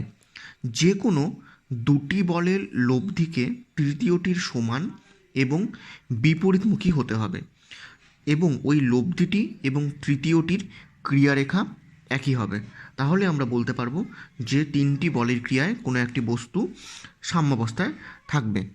ঠিক আছে, তাহলে আমরা এখান থেকে কী বলতে পারি, ধরে নেওয়া হলো কোনো একটা বস্তুর মধ্যে এই দিকে একটা বল কাজ করছে, আবার একইভাবে করে এইদিকে ধরলাম F1 বল কাজ করছে, এইদিকে ধরলাম F2 বল কাজ করছে, আর বস্তুটির মধ্যে এইদিকে ধরলাম F3 বল কাজ করছে। তাহলে কোনো একটা বস্তুর মধ্যে এইদিকে F1 বল কাজ করছে, এইদিকে F2 বল কাজ করছে আর এইদিকে F3 বল কাজ করছে। তাহলে দেখা যাবে যে বস্তুটি কিন্তু এখানে সাম্যাবস্থার মধ্যে নেই। এবার সাম্যাবস্থা থাকতে গেলে কি করতে হবে, এখানে F1 আর F2 বলের যে লব্ধি সেই লব্ধিটাকে নেওয়া হলো এই বরাবর অর্থাৎ আর, সেই লব্ধি সঙ্গে F3কে হতে হবে সমান এবং বিপরীতমুখী। তাহলেই তিনটি বলের ক্রিয়ায় বস্তুটি সাম্যাবস্থায় থাকবে, এটা আমরা বলতে পারি। বুঝতে পারা গেল কি বললাম? তাহলে কি হচ্ছে, বল তিনটিকে একই সমতলে থাকতে হবে। যে কোনো দুটি বলের বল তিনটিকে অর্থাৎ F1 বল, F2 বল, F3 বল এই তিনটি বলকে একই সমতলে থাকতে হবে এবং যে কোনো দুটি বলের লব্ধি, আমি যেমন এখানে F1 আর F2 বলের লব্ধিকে নিলাম আর ভেক্টর, অর্থাৎ এই আর ভেক্টরের সঙ্গে F3 ভেক্টরকে একই ক্রিয়ারেখা বরাবর সমান এবং বিপরীতমুখী হতে হবে। তাহলে আমরা বলতে পারবো যে বল তিনটি সাম্যাবস্থায় থাকবে এবং বল তিনটির জন্য বস্তুটি সাম্যাবস্থায় থাকবে। বুঝতে পারা গেল কি বললাম? এখন তিনটি বল যদি অসমান্তরালভাবে ক্রিয়া করে, অর্থাৎ তিনটি বল যদি বিভিন্ন দিকে ক্রিয়া করে, যেমন ধরে নাও একটা এইদিকে ক্রিয়া করছে, একটা এইদিকে ক্রিয়া করছে, আবার ধরে নেওয়া হলো একটা এইদিকে ক্রিয়া করছে, তিনটি বল তিনটা আলাদা আলাদা ডিরেকশনে ক্রিয়া করছে, তাহলে সেক্ষেত্রে তিনটি বলের ক্রিয়ায় কোনো বস্তু সাম্যাবস্থায় থাকবে কী করে, এটা আমরা বের করতে পারি। তার মানে আমরা দেখতে পাচ্ছি যে কোনো একটা বস্তুর উপর যদি তিনটা বল অসমান্তরালভাবে কাজ করে, তাহলে সেক্ষেত্রে বলগুলির সাম্যাবস্থার জন্য আমরা বা বস্তুটির সাম্যাবস্থার জন্য আমরা কিছু সূত্র তৈরি করতে পারি। যেমন 1 নম্বর হচ্ছে লব্ধির সূত্র। লব্ধির সূত্র যেটা আমি একটু আগেই বললাম, যে বল তিনটিকে একই সমতলে থাকতে হবে এবং যে কোনো দুটি বলের লব্ধিকে তৃতীয়টির সমান এবং বিপরীতমুখী হতে হবে এবং বল তিনটির ক্রিয়ারেখাকে একই বিন্দু দিয়ে যেতে হবে, এটাকে আমরা বলতে পারি। ঠিক আছে, অর্থাৎ আমরা কোনো একটা বস্তুর উপর এইদিকে কাজ করছে পি ভেক্টর, এদিকে কাজ করছে কিউ ভেক্টর এবং ঠিক এইদিকে কাজ করছে আর ভেক্টর। অর্থাৎ আমরা এখান থেকে বলতে পারি যে এই পি ভেক্টর আর কিউ ভেক্টরের লব্ধি যদি এদিক দিয়ে যায়, তাহলে সেটাকে আর ভেক্টরের সঙ্গে সমান এবং বিপরীতমুখী হতে হবে, এটাকে আমরা বলতে পারি। ঠিক আছে, আর ওয়ান ভেক্টর ধরে নিলাম, এটাকে সমান এবং বিপরীতমুখী হতে হবে, এটাকে আমরা বলছি লব্ধি সূত্র। তাহলে লব্ধি সূত্র কী বলছে, যে বল তিনটিকে একই সমতলে থাকতে হবে, যে কোনো দুটি বলের লব্ধিকে তৃতীয়টির সমান ও বিপরীতমুখী হতে হবে এবং বল তিনটির ক্রিয়ারেখাগুলিকে একই বিন্দু দিয়ে যেতে হবে। ঠিক আছে, এটা আমরা এখান থেকে বলতে পারি। তিনটি বলের ক্রিয়ায় সাম্যাবস্থার ক্ষেত্রে বলের ত্রিভুজ সূত্রকে আমরা প্রয়োগ করতে পারি। এবার ত্রিভুজ সূত্রকে প্রয়োগ করা বলতে বোঝাচ্ছে যে আমি কোনো একটা বস্তু নিলাম, সেই বস্তুর উপর এই দিকে একটা বল কাজ করলো F1, এইদিকে একটা বল কাজ করলো F2, আর ঠিক এই দিকে একটা বল কাজ করলো F3। এখন এই তিনটি বলকে যদি আমরা কোনো একটা ত্রিভুজের ক্রমানুসারে তিনটা বাহু দিয়ে যদি আমরা সূচিত করে থাকি, যদি তিনটা বাহু দিয়ে পরপর করে সূচিত করে দেওয়া যায় ক্রমানুসারে, তাহলে এই তিনটি বলের ক্রিয়ায় কোনো একটি বস্তু কী হবে, সাম্যাবস্থা থাকবে। এটা আমরা ভেক্টর চ্যাপ্টারের মধ্যে পড়েছিলাম। অর্থাৎ আমরা এখান থেকে বলতে পারি যে কোনো বস্তুর উপর ক্রিয়াশীল তিনটি অসমান্তরাল একতলীয় বলের ক্রিয়ারেখাগুলি যদি একই বিন্দু দিয়ে যায় এবং ওই বলগুলির মান ও দিককে যদি কোনো ত্রিভুজের ক্রমানুসারে গৃহীত তিনটি বাহু দ্বারা সূচিত করা যায়, তাহলে ওই বল তিনটির ক্রিয়ায় বস্তুটি সাম্যাবস্থায় থাকবে, এটা আমরা বলতে পারি। বুঝতে পারা গেল কি বললাম? কোনো বস্তুর উপর ক্রিয়াশীল তিনটি অসমান্তরাল একতলীয় বলের ক্রিয়ারেখাগুলি যদি একই বিন্দু দিয়ে যায়, অর্থাৎ ক্রিয়ারেখা তিনটা ক্রিয়ারেখা একটাই বিন্দু দিয়ে যাচ্ছে, একই বিন্দু দিয়ে যায় এবং ওই বলগুলির মান এবং দিককে যদি কোনো একটা ত্রিভুজের তিনটি বাহু দ্বারা ক্রমানুসারে সূচিত করা যায়, তাহলে ওই বল তিনটির ক্রিয়ায় বস্তুটি সাম্যাবস্থায় থাকবে, এটা আমরা বলতে পারি। বুঝতে পারা গেল? নেক্সট হলো লম্ব উপাংশের সূত্র। তিনটি বলের ক্রিয়ায় সাম্যাবস্থার আরেকটি সূত্র হচ্ছে লম্ব উপাংশের সূত্র। এবারে লম্ব উপাংশের সূত্রের মধ্যে আমরা বলতে পারি যে কোনো একটা বস্তুর উপর এইদিকে একটা বল কাজ করলো পি, এইদিকে একটা বল কাজ করলো কিউ, আর ঠিক এইদিকে একটা বল কাজ করলো আর। তাহলে এখানে এই তিনটি বলের ক্রিয়ায় লম্ব উপাংশ বলতে বোঝাচ্ছে যে এই তিনটি বলকে আমাকে এক্স অক্ষ বরাবর এবং ওয়াই অক্ষ বরাবর এবং ওয়াই অক্ষ বরাবর উপাংশে বিভাজিত করতে হবে। এখন এর এক্স অক্ষ বরাবর উপাংশগুলির লব্ধি আর ওয়াই অক্ষ বরাবর উপাংশগুলির লব্ধি যদি শূন্য হয়, তাহলে আমরা বলতে পারবো যে তিনটি বলের ক্রিয়ায় বস্তুটি সাম্যাবস্থায় থাকবে।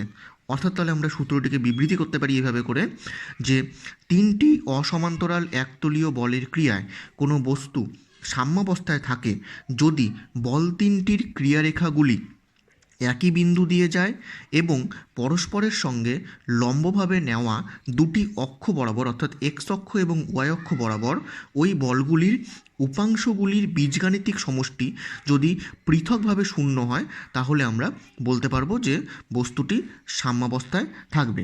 এটা তোমরা অলরেডি লম্ব উপাংশ বিভাজন অর্থাৎ লাগা কস খাড়া সাইন এটা ভেক্টর চ্যাপ্টারে করেছো, ওই জন্য এই জিনিসটা বেশি ডিসকাস করছি না।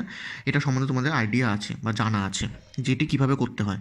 ঠিক আছে, তার মানে আমরা এখানে একটা আলফা অ্যাঙ্গেল ধরবো Q, cos alpha Q sine alpha নিয়ে যাব, এখানে পি এর ক্ষেত্রে একটা বিটা অ্যাঙ্গেল ধরবো, P cos beta P sine beta নিয়ে যাব, আর এর ক্ষেত্রেও লাগা কস কারা সাইন করবো, তার মানে এখানে কত হবে Q sine alpha P sine beta R sine gamma, এগুলো প্রত্যেকটার লব্ধিকে শূন্য করতে হবে। মানে মেন কথা, যে কোনো এখানে যে তিনটা ভেক্টর আছে পি ভেক্টর কিউ ভেক্টর আর ভেক্টর, তিনটা ভেক্টরের এক্স অক্ষ বরাবর উপাংশকে জিরো করতে হবে আর ওয়াই অক্ষ বরাবর উপাংশকে জিরো করতে হবে। যদি জিরো হয়ে যায় তাহলে এই তিনটা বলের জন্য বস্তুটি সাম্যাবস্থা থাকবে, এটা আমরা বলতে পারি।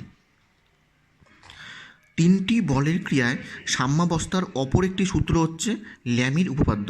এটা টোটালটাই নতুন, এটা সম্বন্ধে কিন্তু তোমাদের কোনো আইডিয়া নাই, ওই জন্য ভালো করে শুনবে। আর এর উপর বেস করে প্রচুর অঙ্ক করতে হয়, ঠিক আছে। এখানে একটা থিওরি আছে, এই থিওরিটা ডিডাক্ট করবো, থিওরিটা বাড়িতে ভালো করে পড়বে। তো ল্যামির উপপাদ্য কী বলছে? ল্যামির উপপাদ্য বলেছে যে কোনো একটা বস্তুর উপর তিনটা বল ক্রিয়া করা হলো। যেমন ধরে নাও এদিকে একটা বল ক্রিয়া করা হলো পি ভেক্টর, এইদিকে একটা বল ক্রিয়া করা হলো সেটা হচ্ছে কিউ ভেক্টর, এইদিকে একটা বল ক্রিয়া করা হলো সেটা হচ্ছে আর ভেক্টর। অর্থাৎ আমি কোনো একটা বস্তুর মধ্যে তিনটা বল ক্রিয়া করলাম, পি ভেক্টর কিউ ভেক্টর এবং আর ভেক্টর। অর্থাৎ এখানে সূত্রটি বলেছে যে কোনো বস্তুকণার উপর ক্রিয়াশীল তিনটি একতলীয় বলের প্রভাবে কণাটি সাম্যাবস্থায় থাকে যদি প্রতিটি বল অন্য দুটি বলের মধ্যবর্তী কোণের সাইনের সমানুপাতিক হয়। ব্যাপারটা অবশ্যই বোঝা গেল না? আমি ধরলাম এখানে এ বিন্দু, এটা হচ্ছে বি বিন্দু, আর এটা হচ্ছে সি বিন্দু। এ বিন্দু বি বিন্দু সি বিন্দু নিলাম।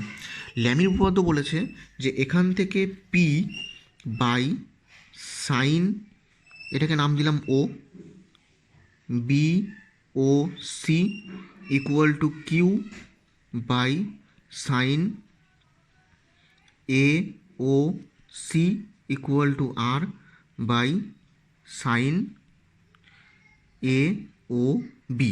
অর্থাৎ আমরা এখান থেকে বলতে পারি যে কোনো একটা বস্তুর উপর তিনটা বল ক্রিয়া করছে, একটা হচ্ছে পি, একটা কিউ, একটা হচ্ছে আর। তাহলে এই পি এর পি ভেক্টরটা অর্থাৎ ক্রিয়াশীল বল এটা, এবং এই কিউ ভেক্টর আর আর ভেক্টরের মধ্যবর্তী কোণ। একইভাবে অনুপাত কিউ ভেক্টর আর ভেক্টর আর পি ভেক্টর আর ভেক্টরের মধ্যবর্তী কোণের অনুপাত। আর আর ভেক্টরের উপর ক্রিয়াশীল বল পি ভেক্টর আর কিউ ভেক্টরের মধ্যবর্তী কোণ, অর্থাৎ এটাকে সমান হতে হবে। এটাই বলছে ল্যামির উপপাদ্য, যে কোনো বস্তুকণার উপর ক্রিয়াশীল তিনটি একতলীয় বলের প্রভাবে বস্তুটির সাম্যাবস্থা থাকবে যদি প্রতিটি বল অপর দুটি বলের মধ্যবর্তী কোণের সাইনের সমানুপাতিক হয়। ঠিক আছে, তাহলে আমাকে প্রমাণ করতে হবে যে ল্যামির উপপাদ্য থেকে এই জিনিসটা কী করে হচ্ছে, যে পি বাই সাইন কোণ BOC, P Q by sine কোণ এওসি আর আর বাই সাইন কোণ এওবি, এটা কী করে আসছে সেটা আমাকে বের করতে হবে। তাহলে এখান থেকে আমরা কী করছি, এটাকে আমরা এভাবে লিখতে পারি, পি বাই সাইন ব্র্যাকেটে কিউ কমা আর, অর্থাৎ কিউ আর এর মধ্যবর্তী কোণটা হচ্ছে সাইনের অ্যাঙ্গেলটা বোঝাচ্ছে, Q by sine R comma P equal to R by sine P comma Q. এটা আমাকে এখান থেকে বের করতে হবে। বুঝতে পারা গেল কী বললাম? তাহলে ল্যামির উপপাদ্য কী বলেছে, যে কোনো বস্তুকণার উপর ক্রিয়াশীল তিনটি একতলীয় বলের প্রভাবে কণাটি সাম্যাবস্থায় থাকে যদি প্রতিটি বল অন্য দুটি বলের মধ্যবর্তী কোণের সাইনের সমানুপাতিক হয়। ঠিক আছে, এটিকে প্রমাণ করার সময় এখানে আমরা এটাকে এক্স অক্ষ বরাবর নিলাম, এটাকে এক্স অক্ষ বরাবর নিলাম, এটাকে জেড অক্ষ বরাবর নিলাম, আর এটাকে নিলাম ওয়াই অক্ষ বরাবর। আর এখান থেকে আমরা একটা সামান্তরিক অঙ্কন করলাম। ঠিক আছে, এবার এখান থেকে সামান্তরিক অঙ্কন করলাম এবং এখানে পি ভেক্টর আর কিউ ভেক্টরের মধ্যবর্তী কোণকে ধরলাম আমরা আর। ঠিক আছে, তাহলে এখান থেকে তাহলে আমরা কি বলতে পারি, এখান থেকে আমরা বলতে পারি, এটার নাম দিলাম ডি। তাহলে আমরা এখান থেকে বলতে পারি যে P vector plus Q vector equal to কত হবে, ওডি ভেক্টর। তাহলে P vector plus Q vector equal to যদি ওডি ভেক্টর হয়, ঠিক আছে, তাহলে ওডি ভেক্টর হলে আমরা এখান থেকে উভয় দিকে আমরা কী করলাম, পি ভেক্টর, এটাকে আমরা আর নাম দিচ্ছি না, এটাকে আর কাজ করছে, যেহেতু আরটা এদিকে কাজ করছে ওই জন্য এটাকে আমরা এদিকে ধরলাম। মানে ব্যাপারটা ঠিক ছবিটা আর একটু ভালো করে আঁকলে দেখা যাবে যে এই যে লাইনটা, এই লাইনটা এবং এই লাইনটা পরস্পর সমান্তরাল, একই রেখা বরাবর লাইনটা গেছে। ঠিক ঠিক আছে, তাহলে এখান থেকে আমরা এটাকে বলতে পারি যে P vector plus Q vector equal to, যদি ওডি ভেক্টর হয় তাহলে P vector plus Q vector plus R vector equal to OD vector plus R vector নিলাম, মানে উভয় দিকে আমরা আর ভেক্টরকে যোগ করলাম।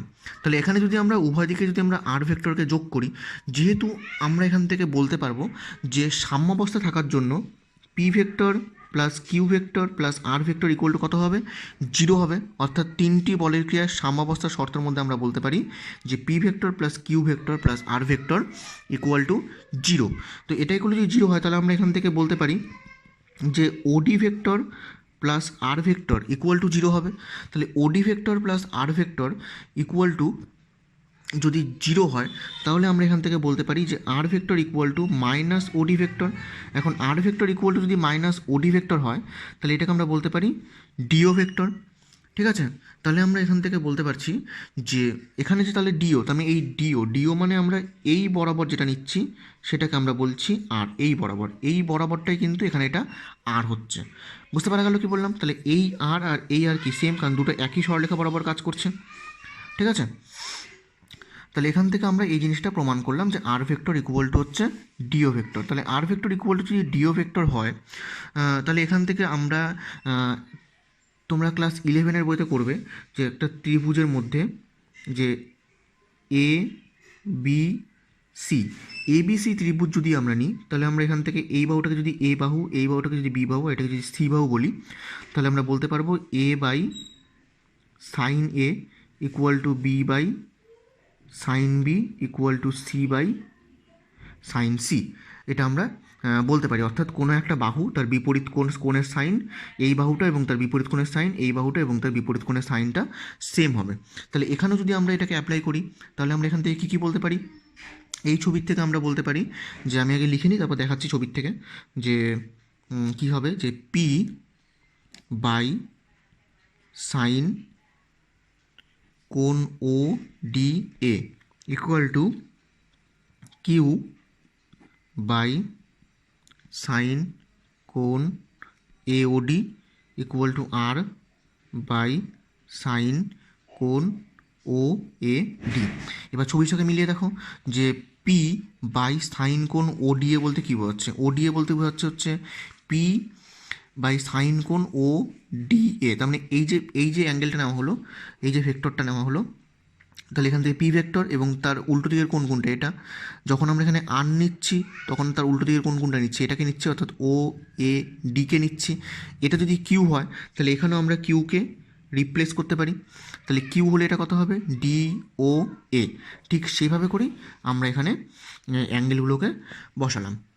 তাহলে এখন এই ছবির থেকে আমরা বলতে পারি যে সাইন কোণ O D A equal to আমরা বলতে পারি সাইন কোণ বিওডি। সাইন কোণ ওডি এ ইকুয়াল টু আমরা বলতে পারি সাইন কোণ বিওডি। দেখে নাও ছবির থেকে, তার মানে ও ডি এ আর বিওডি, কারণ কি এই কোণটার সঙ্গে এই কোণটা হচ্ছে একান্তর কোণ, তাহলে সমান বলতে পারি। তাহলে এখান থেকে এবার আমরা লিখতে পারি যে সাইন কোণ বিওডি জায়গায় লিখতে পারি সাইন 180 ডিগ্রি মাইনাস কোণ ওয়াই ও জেড। তাহলে এখানে আমরা লিখতে পারি বি ও ডি এর জায়গাতে আমরা লিখতে পারি 180 মাইনাস কোণ ওয়াই ও জেড। ঠিক আছে, ওয়াই ও জেড এটা আমরা এখান থেকে বলতে পারি। তাহলে এখান থেকে আমরা বলতে পারি, এটা আমরা ত্রিকোণমিতির মধ্যে করছি যে সাইন 180 মাইনাস থিটা করলে সেটা কত হয়ে যায়, সাইন থিটা হয়ে যায়। তাহলে এটাকে আমরা লিখতে পারি সাইন কোণ ওয়াই ও জেড। তাহলে সাইন কোণ ওয়াই ও জেড মানে আমরা এখান থেকে বলতে পারি ছবির থেকে যে ওয়াই ও জেড মানে কত, কিউ আর আর এর মধ্যবর্তী কোণ। তাহলে এটাকে আমরা লিখতে পারি সাইন ব্র্যাকেটে কিউ কমা আর। ঠিক আছে, যেখানে কিউ কমা আর বলতে বোঝাচ্ছে কিউ আর আর এর মধ্যবর্তী কোণ। তাহলে একইভাবে করে আমরা বলতে পারি যে সাইন কোণ এ ও ডি। এবার এখান থেকে সাইন কোণ এ ও ডি মানে আমরা এখান থেকে বলতে পারছি পি ভেক্টর আর আর ভেক্টরের মধ্যবর্তী কোণ। ঠিক আছে, তার মানে এওডি মানে আমরা এটাকে লিখতে পারি সাইন ব্র্যাকেটে আর কমা পি। আবার একইভাবে করে আমরা লিখতে পারি সাইন কোণ ও এ ডি। তাহলে সাইন কোণ ও এ ডি মানে হচ্ছে পি ভেক্টর আর কিউ ভেক্টরের মধ্যবর্তী কোণ একইভাবে করে। তাহলে এটাকে আমরা লিখতে পারি সাইন পি কমা কিউ। তাহলে এটা যদি আমাদের হয়ে যায় এখান থেকে, তাহলে আমরা এখান থেকে এই যে সূত্রটা আছে যে P by sine O D A, Q by sine A O D, R by sine O A D, তাহলে এখান থেকে আমরা কি বলতে পারি, এখান থেকে আমরা বলতে পারি, আমি পাশে লিখতেছি এখানে ছোটো করে, তাহলে সেটা কত হবে, P by sine Q comma R equal to Q by sine R comma P equal to R by sine P comma Q. তাহলে এটা আমরা বলতে পারি, ঠিক আছে, যেটা আমার ল্যামির উপপাদ্যের মধ্যে বিবৃতির মধ্যে ছিল, তাহলে সেটাকে আমরা এখান থেকে প্রমাণ করলাম। তাহলে এটাই হচ্ছে ল্যামির উপপাদ্যের গাণিতিক রূপ। তাহলে ল্যামির উপপাদ্যটা কী কী বললাম, তাহলে টোটালটা একবার ভালো করে দেখে নাও, একটু বইয়ের থেকে দেখে নাও জিনিসটা, তাহলে ভালো করে জিনিসটা ক্লিয়ার হয়ে যাবে। এটা একটা থিওরি, মানে এখান থেকে ল্যামির উপপাদ্যের যে বিবৃতি আছে সেই বিবৃতিটা আমরা এটাকে প্রমাণ করলাম, ঠিক আছে। আমি এখানে শুধুমাত্র সাইন ও ডিএ করে নিয়ে আমি একটা অ্যাঙ্গেল বের করা দেখালাম, যেটা এই পাশ দিয়ে গেছে, বাকি অ্যাঙ্গেলগুলো ঠিক সেম একইভাবে করেই বের করা যায়, ঠিক আছে। ওই জন্য এটা আর বের করলাম না, এটা আমি ডাইরেক্টলি বলে দিলাম। এরপর আরেকটা টপিক আছে, সেটা হচ্ছে সাম্যক। সাম্যক কী জিনিস, সাম্যক হচ্ছে যে বল বাকি সব বলের লব্ধিকে প্রতিমিত করে তাকে ওই বলগুলির সাম্যক বলা হয়, ঠিক আছে। যে বল বাকি সব বলের লব্ধিকে প্রতিমিত করে সেই বলকে বলা হয় সাম্যক। বুঝতে পারা গেল কী বললাম, যেমন এখানে আমরা যে ছবিটা ছিল, যে ছবির মধ্যে আমরা একটু আগে যেটা করেছিলাম, যে এখানে F1 বল আর F2 বল, এবার F1 বল আর F2 বলের যে লব্ধি, সেই লব্ধি কি তৃতীয় বলকে প্রতিমিত করছিল, ওই জন্য এখানে আমরা বলতে পারি যে এই আর বলটা, মানে এই বলটাকে বলা হবে এই তিনটা বলের সাম্যক, ঠিক আছে, এটা আমরা বলতে পারি। অর্থাৎ যে বলটি বাকি সব বলের লব্ধিকে প্রতিমিত করে তাকে বলা হচ্ছে সাম্যক। বুঝতে পারা গেল। নেক্সট টপিক হলো ভারকেন্দ্র। ভারকেন্দ্র বলতে আমরা কি বুঝি, যে আমি এখানে একটা বিস্তৃত বস্তু নিলাম, ঠিক আছে, আমি এখানে একটা বিস্তৃত বস্তু নিলাম, তো এখানে সেই বস্তু কণাগুলির ভর যদি আমরা ধরলাম, এখানে অনেকগুলো কণা আছে, এরকম করে এখানে অনেকগুলো কণা আছে, এই বস্তু কণাগুলির ভর যদি আমরা M1 M2 M3 dot dot dot এরকম করে যদি আমরা বস্তু কণাগুলির ভর যদি আমরা M1 M2 M3 ধরে নিই, এবং এজের যে ভার বা ওজন সেটাকে যদি আমরা M1G M2G M3G এরকম করে যদি আমরা এদের ভারকে যদি আমরা ধরে নিই, তাহলে আমরা এখান থেকে কী বলতে পারি, তাহলে আমরা বলতে পারি যে এটা যদি M1 হয় তাহলে এর ওজনটা কাজ করছে M1G নিচের দিকে, এটা যদি M2 হয় তাহলে এটা কাজ করছে M2G নিচের দিকে, এটা যদি M3 হয় তাহলে এটা কাজ করছে M3G নিচের দিকে, এটা যদি M4 হয় M4 হয় তাহলে এটা কাজ করছে M4G নিচের দিকে, ঠিক আছে। তার মানে আমরা এখান থেকে বলতে পারি যে কোনো একটা বস্তু যদি অনেকগুলো কণা নিয়ে গঠিত হয়, তাহলে এখান থেকে আমরা বলতে পারি যে প্রতিটি কণার যে নিজস্ব আলাদা আলাদা করে যে ওজনটা আছে, সেই ওজনটা নিচের দিকে কাজ করছে M1G M2G M3G dot dot করে, ঠিক আছে। অর্থাৎ এই বস্তু কণাগুলিকে পৃথিবী তার নিজের কেন্দ্রের দিকে আকর্ষণ করছে M1G M2G M2G M3G এভাবে করে।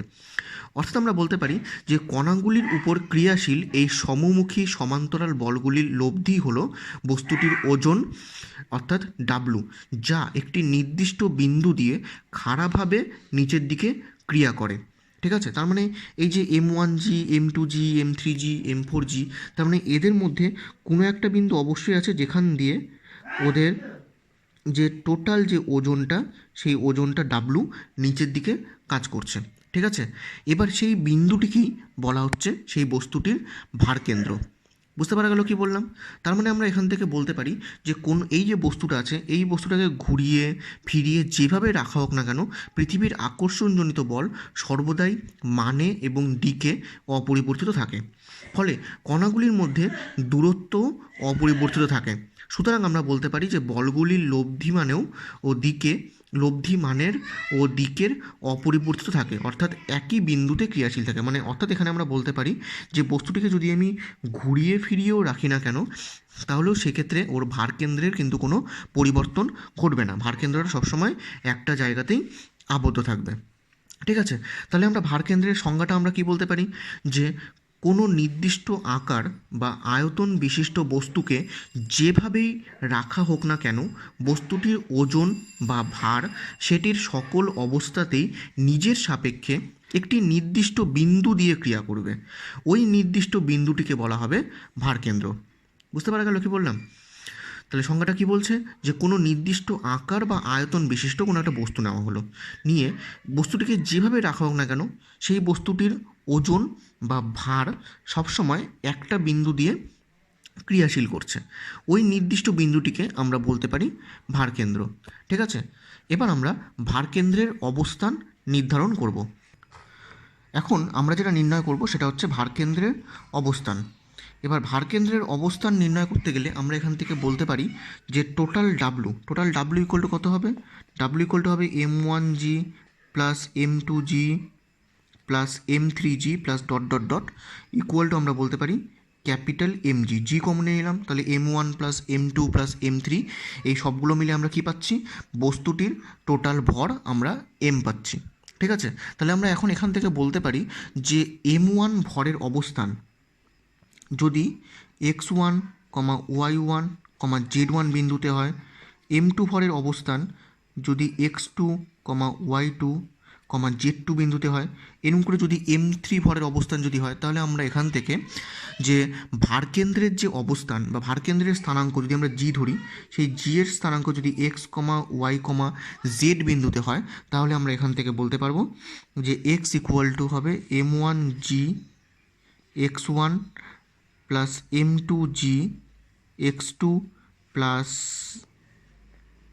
m3g x3 plus dot dot dot divided by m1g plus m2g plus m3g plus dot dot dot, এরকম করে আমরা এক্সের মানটা পেয়ে যাচ্ছি। তাহলে এখান থেকে যদি জিগুলো কমন নিয়ে নিই, তাহলে জিগুলো কমন নিলে আমরা পাবো m1 x1 plus m2 x2 plus m3 x3 plus dot dot dot divided by m1 plus m2 plus m3।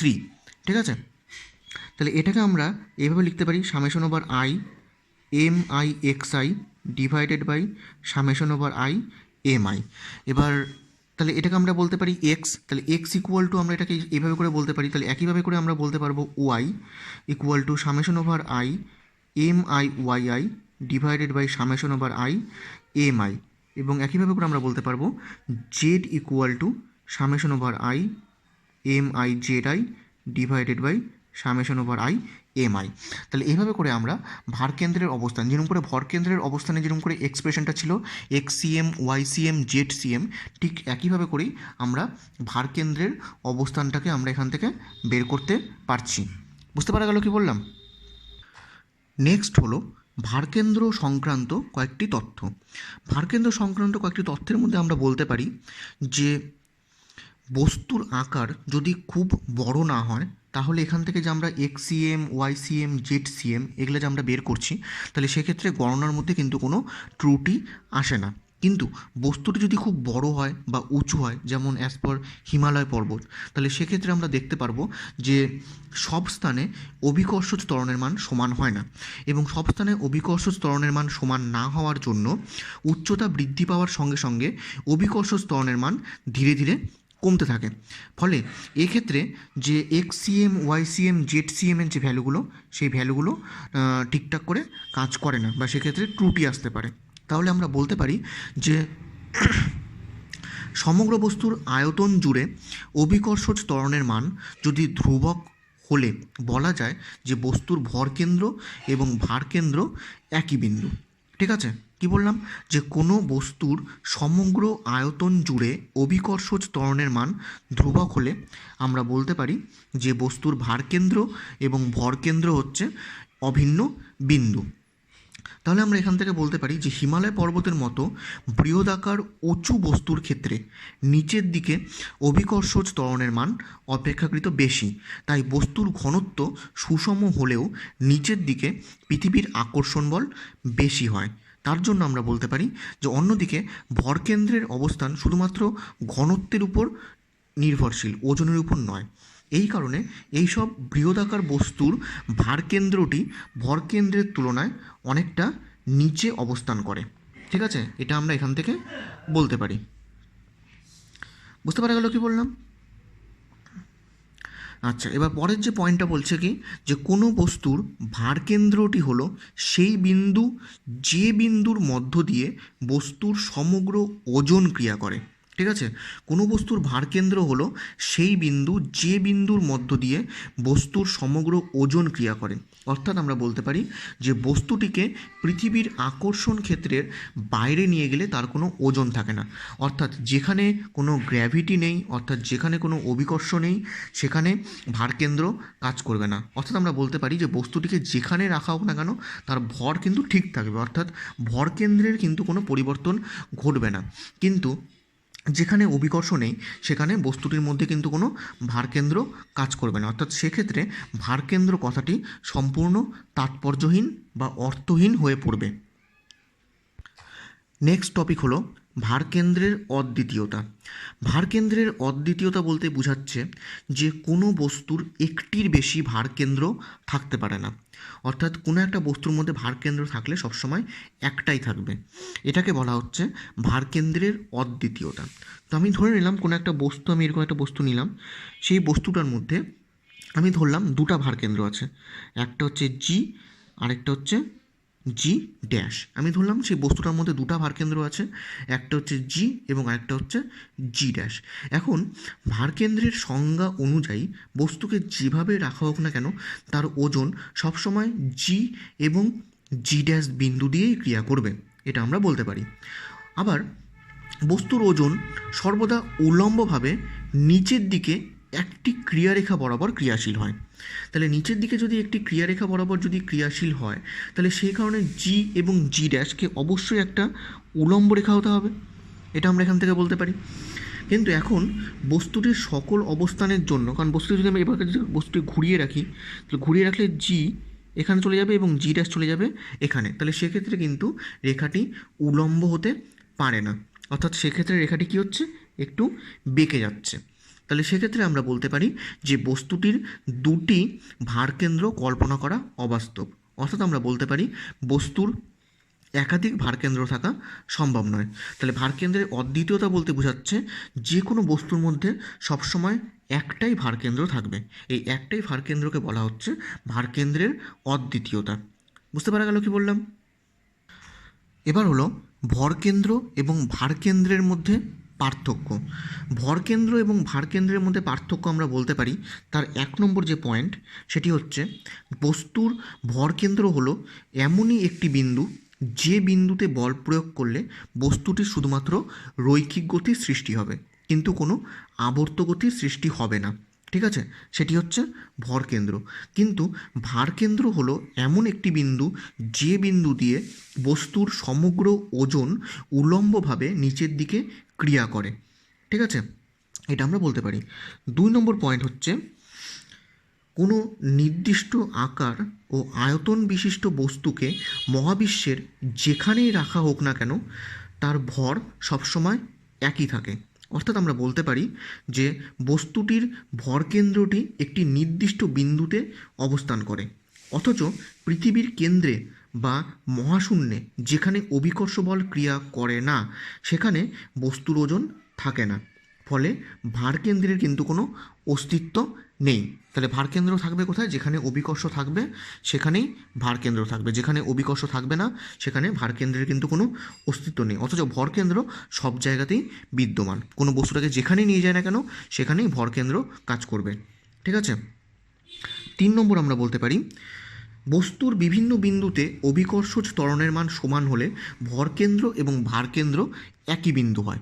কিন্তু যদি বস্তুর বিভিন্ন বিন্দুতে অভিকর্ষজ ত্বরণ বিভিন্ন হয় তবে বস্তুর ভরকেন্দ্র এবং ভারকেন্দ্র আলাদা বিন্দু হয়, এটা আমরা বলতে পারি।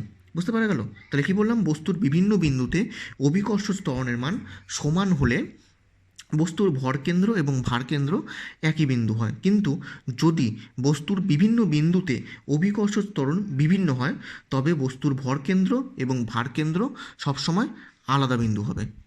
বুঝতে পারা গেল? তাহলে এটা গেল 3টা পয়েন্ট, ভরকেন্দ্র এবং ভারকেন্দ্রের মধ্যে পার্থক্য। নেক্সট টপিক হলো অভিকর্ষের অধীনে বস্তুর সাম্যাবস্থা। অভিকর্ষের অধীনে বস্তুর সাম্যাবস্থা বলতে কী বোঝাচ্ছে? ধরা যাক একটি চেয়ার মেঝের উপর স্থিরভাবে আছে। তাহলে একটা চেয়ার যদি মেঝের উপর স্থিরভাবে থাকে তাহলে এই অবস্থাটি হচ্ছে চেয়ারটির একটি সাম্যাবস্থা। এখন চেয়ারটিকে যদি একটু সামান্য কাত করলে দেখা যাবে যে সেটি ওই অবস্থায় নিজে নিজে থাকতে পারছে না। মানে অ্যাজ ফর এক্সাম্পল, চেয়ারটাকে যদি আমরা ওর একটা পাইয়ার উপর খাড়া করে দিই তাহলে দেখা যাবে যে সে ওই একটা পাইয়ার উপর খাড়া হয়ে কিন্তু থাকতে পারছে না। ঠিক আছে? ওই অবস্থায় নিজে নিজে থাকতে পারে না, তাকে ওই সময় ধরে রাখতে লাগে। ঠিক আছে? সুতরাং আমরা বলতে পারি যে সামান্য কাত করা অবস্থায় চেয়ারটি কিন্তু সাম্যাবস্থায় নেই। চেয়ারটিকে যদি আরেকটু বেশি কাত করা যায় তাহলে দেখা যাবে যে সেটি পড়ে গেছে এবং সম্পূর্ণ কাত হয়ে মেঝের উপর আবার স্থির হচ্ছে। এটি হলো চেয়ারটির আরেকটি সাম্যাবস্থা। তার মানে ও যখন মেঝের মধ্যে পড়ে গেল চেয়ারটা, তখন সে তার নিজের একটা সাম্যাবস্থা অর্জন করলো। ঠিক আছে? তাহলে আমরা বলতে পারি সাধারণভাবে পৃথিবীর অভিকর্ষের প্রভাবে কোনো বস্তুর এক বা একাধিক সাম্যাবস্থা থাকতে পারে। ঠিক আছে? তাহলে আমরা কি বলতে পারি?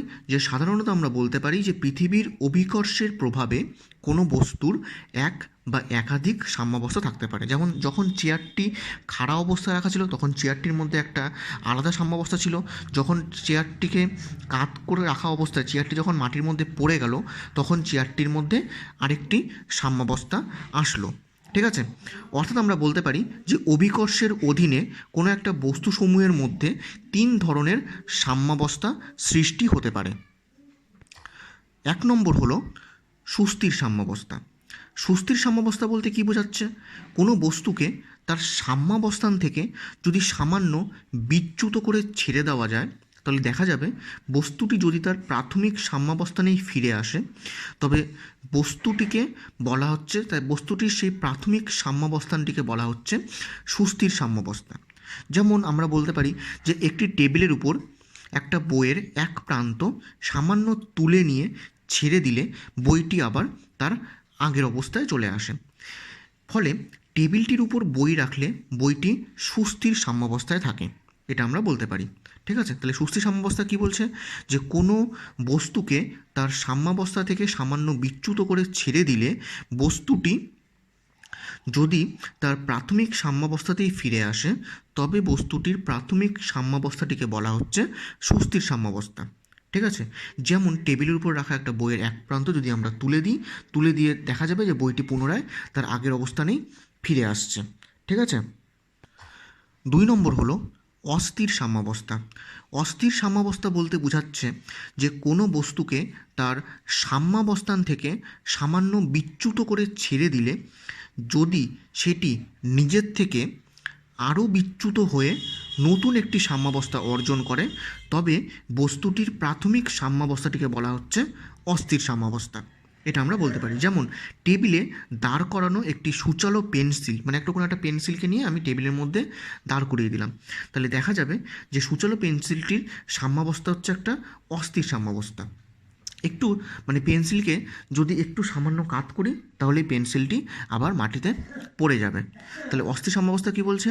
যে কোনো বস্তুকে তার সাম্যাবস্থা থেকে সামান্য বিচ্যুত করে ছেড়ে দিলে যদি সেটি নিজের থেকে আরও বিচ্যুত হয়ে নতুন একটি সাম্যাবস্থা অর্জন করে তখন সেই প্রাথমিক সাম্যাবস্থাটিকে বলা হচ্ছে অস্থির সাম্যাবস্থা। বুঝতে পারা গেল? 3 নম্বর হলো নিরপেক্ষ সাম্যাবস্থা বা উদাসীন সাম্যাবস্থা। নিরপেক্ষ সাম্যাবস্থা বা উদাসীন সাম্যাবস্থা হচ্ছে যে কোনো বস্তুকে তার সাম্যাবস্থান থেকে সামান্য বিচ্যুত করে ছেড়ে দিলে যদি ওই বিচ্যুত অবস্থাটিও একটি সাম্যাবস্থা হয় তবে বস্তুটির প্রাথমিক সাম্যাবস্থাটিকে আমরা বলতে পারি নিরপেক্ষ বা উদাসীন সাম্যাবস্থা। বুঝতে পারা গেল? যেমন একটা কাত করে রাখা শঙ্কু হচ্ছে নিরপেক্ষ সাম্যাবস্থার মধ্যে থাকবে। তার মানে শঙ্কুটিকে যদি একটু ধাক্কা দেওয়া যায় তাহলে শঙ্কুটি গড়িয়ে গিয়ে আবার সেই একই কাত অবস্থাতেই থাকবে। অতএব আমরা বলতে পারি যে শঙ্কুটির নতুন অবস্থানেও সাম্যাবস্থায় থাকে, অর্থাৎ অনুভূমিক তলের উপর রাখা গোলক বা কাত করে রাখা চোঙ এগুলো প্রত্যেকটি নিরপেক্ষ সাম্যাবস্থা বা উদাসীন সাম্যাবস্থার উদাহরণের মধ্যে আমরা বলতে পারি। বুঝতে পারা গেল? তাহলে নিরপেক্ষ সাম্যাবস্থা বা উদাসীন সাম্যাবস্থা বলতে কী বোঝাচ্ছে? যে কোনো বস্তুকে তার সাম্যাবস্থান থেকে যদি সামান্য বিচ্যুত করে ছেড়ে দিলে যদি ওই বিচ্যুত অবস্থাটিও একটি সাম্যাবস্থা হয়, তাহলে আমরা এখান থেকে বলতে পারবো যে সেই সাম্যাবস্থাটিকে বলা হচ্ছে নিরপেক্ষ বা উদাসীন সাম্যাবস্থা। বুঝতে পারা গেল কি বললাম? নেক্সট হলো পাদভূমির বিস্তৃতি। পাদভূমির বিস্তৃতি বলতে বোঝাচ্ছে যে একটি চেয়ারকে যখন একটা মেঝের উপর রাখা হয় তখন তার 4টি পায়াই মেঝের সংস্পর্শে থাকে। এর ফলে মেঝেতে 4টি পায়ার স্পর্শবিন্দুগুলি যোগ করলে যে চতুর্ভুজ পাওয়া যায় তাকে বলা হচ্ছে চেয়ারটির পাদভূমির বিস্তৃতি। ঠিক আছে? তাহলে আমরা সাধারণ অভিজ্ঞতা থেকে বলতে পারি যে কোনো বস্তুর উচ্চতার তুলনায় তার পাদভূমির বিস্তৃতি যত বেশি হবে সেই বস্তুটির সাম্যাবস্থাও তত সুস্থির হবে, এবং ভরকেন্দ্রগামী উলম্ব রেখা যদি ওই বস্তুটির পাদভূমির মধ্য দিয়ে যায় তবে বস্তুটি সাম্যাবস্থায় থাকবে। অ্যাজ ফর এক্সাম্পল আমরা এখানে বলতে পারি যে আমরা এরকম একটা বস্তু নিলাম যেটা এরকম করে বস্তুটা আছে। ঠিক আছে? তাহলে সেক্ষেত্রে আমরা দেখতে পাচ্ছি যে এর যে নিচের যে এরিয়াটা সেই নিচের এরিয়াটা কি বেশি। এবার এর নিচের এরিয়াটা যদি বেশি হয় তাহলে এখান থেকে এর যে ভরকেন্দ্রটা সেই ভরকেন্দ্রটা কী যাচ্ছে এর পাদভূমির মধ্য দিয়ে যাচ্ছে। তার মানে নিচে মানে কোনো একটা বস্তু যখন নিচে থাকে তখন তার যে এরিয়াটা সেই এরিয়াটা যত বেশি হবে, এই যে নিচের যে এরিয়াটা এই এরিয়াটা যত বেশি হবে তার পাদভূমির বিস্তৃতি ততই বেশি হবে। এখন সেই বস্তুটার ভারকেন্দ্র যদি সেই এরিয়াটার মধ্য দিয়ে যায়, ঠিক আছে, অর্থাৎ পাদভূমির মধ্য দিয়ে যায়, তাহলে আমরা বলতে পারবো যে বস্তুটি সাম্যাবস্থায় থাকবে। তাহলে এটা এখানে বলছে যে কোনো বস্তুর উচ্চতার তুলনায় তার পাদভূমি যত বিস্তৃত হবে তার সাম্যাবস্থাও তত সুস্থির হবে, এবং বস্তুর ভারকেন্দ্রগামী উলম্ব রেখা যদি বস্তুটির পাদভূমির মধ্য দিয়ে যায় তবে বস্তুটি সাম্যাবস্থায় থাকবে। এটা আমরা বলতে পারি। বুঝতে পারা গেল? অর্থাৎ আমরা বলতে পারি যে কোনো বস্তুর পাদভূমির ক্ষেত্রফল যত বেশি হবে তার সাম্যাবস্থাও তত সুস্থির হবে। সেক্ষেত্রে বস্তুটি কিছুটা হেলে পড়লেও তার ওজনের ক্রিয়ারেখা যদি ভারকেন্দ্রগামী উলম্ব রেখা পাদভূমিকে ছেদ করতে পারে, মানে ব্যাপারটা বলছে যে এই ঘনকটাকে যদি আমি সামান্য একটু কাত করে দিই, তাহলে সামান্য একটু কাত করলে কী হবে, জিনিসটা একটু বেঁকে যাবে। এরকম করে জিনিসটা যখনই একটু বেঁকে যাবে তখনই আমরা এখান থেকে কী বলতে পারি, সেক্ষেত্রে এর যে ভারকেন্দ্রটা সেই ভারকেন্দ্রটা কী হচ্ছে, ওর কিন্তু পাদভূমির মধ্য দিয়েই যাচ্ছে। তাহলে সেক্ষেত্রে কিন্তু বস্তুটার পড়ে যাওয়ার সম্ভাবনা থাকে না। যেমন আমরা বলতে পারি যে যাত্রীভর্তি বাস যখন কিছুটা হেলে পড়লেও কিন্তু উল্টে যায় না, কারণ সেটা পাদভূমির মধ্যে থাকে। 4 পায়ার উপর চেয়ার সবসময় সুস্থির অবস্থা থাকে, কিন্তু 2 পায়ার উপর রাখার চেষ্টা করতে হলে সেটা কিন্তু সুস্থির সাম্যে থাকে না। এটা আমরা বলতে পারি, কারণ ভারকেন্দ্রগামী উলম্ব রেখার 2 পায়া দ্বারা নির্দিষ্ট পাদভূমিকে ছেদ করে না, এবং চতুষ্পদ প্রাণীরা তাদের 4টি পায়ের জন্য পাদভূমি দখল করে এবং তাদের পাদভূমি বিস্তৃত হয়। ওই জন্য চতুষ্পদ প্রাণীদের ক্ষেত্রে হাঁটা চলা কিন্তু শিখতে হয় না, ফলে তারা খুব সহজেই দাঁড়াতে পারে এবং চলতে পারে। কিন্তু দ্বিপদ প্রাণী বা মানুষের ক্ষেত্রে কিন্তু পাদভূমি ততটাই বিস্তৃত নয়, তাই তাদের দাঁড়ানোর বা চলার কৌশল কিন্তু শিখতে হয়। ঠিক আছে? যেমন মানুষদের ক্ষেত্রে তাদের যেমন হাঁটা চলা শিখতে হয়। জলের বালতি ডান হাতে নিয়ে চলার সময় আমরা কিন্তু বাঁদিকে হেলে চলি, কারণ এতে কী হয়, বালতি সহ আমাদের দেহের ভারকেন্দ্রগামী উলম্ব রেখা যাতে 2 পায়ের মাঝখানে থাকে, যাতে আমরা উল্টে না যাই। সেই জন্য কোনো জল ভর্তি বালতি যখন আমরা নিয়ে যাই তখন আমরা কিন্তু ডান দিকে জলের বালতি থাকলে আমরা বাঁদিকে হেলে পড়ি। বুঝতে পারা গেল কি বললাম? তাহলে আমরা এখান থেকে বলতে পারি যে পৃথিবীর আকর্ষণে বস্তু নিচের দিকে নামতে চায়। এখন পৃথিবীর আকর্ষণে কোনো বস্তু যখন নিচের দিকে নামতে চায়, যেহেতু আকর্ষণ বল বা ওজনের ক্রিয়াবিন্দু হলো বস্তুর ভারকেন্দ্র, তাই ভারকেন্দ্রের স্বাভাবিক প্রবণতাই হলো নিচের দিকে নামা।